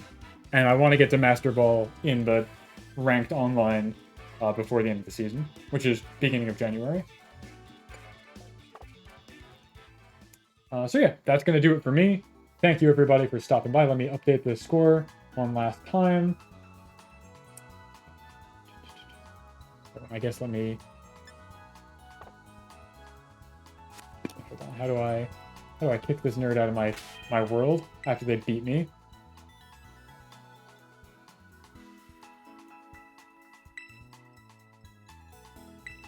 Goodbye. Okay. One win, 3 losses in 4 rounds. Yeah, hopefully next time around, Ricky, I can win more. I can put up more of a fight. I had fun today. Oh, they know. Yeah, Jan 4th is the end of the season. They already recorded the score. I've already been marked this out. So let's see. I am going to send you guys to Alua V Lucky, because she's doing a follow-a-thon. She wants to get 1,000 followers by the end of the year. She's very close. She's been streaming for a whole day so far. She's going to go until January 1st. So please be nice to her. Please be kind. I have no idea what she's doing right now. But tell her that I'm a big winner, and that I'm the Pokemon Master, and that I've never lost a fight in my life. Because that's what I want you to know about Skeletom. Yeah, manufacturer defect. It came in Simlish. I don't know why, Aki. Just nonsense. Nonsense language. Alright, yeah, Bonus Sarah, good evening and good night.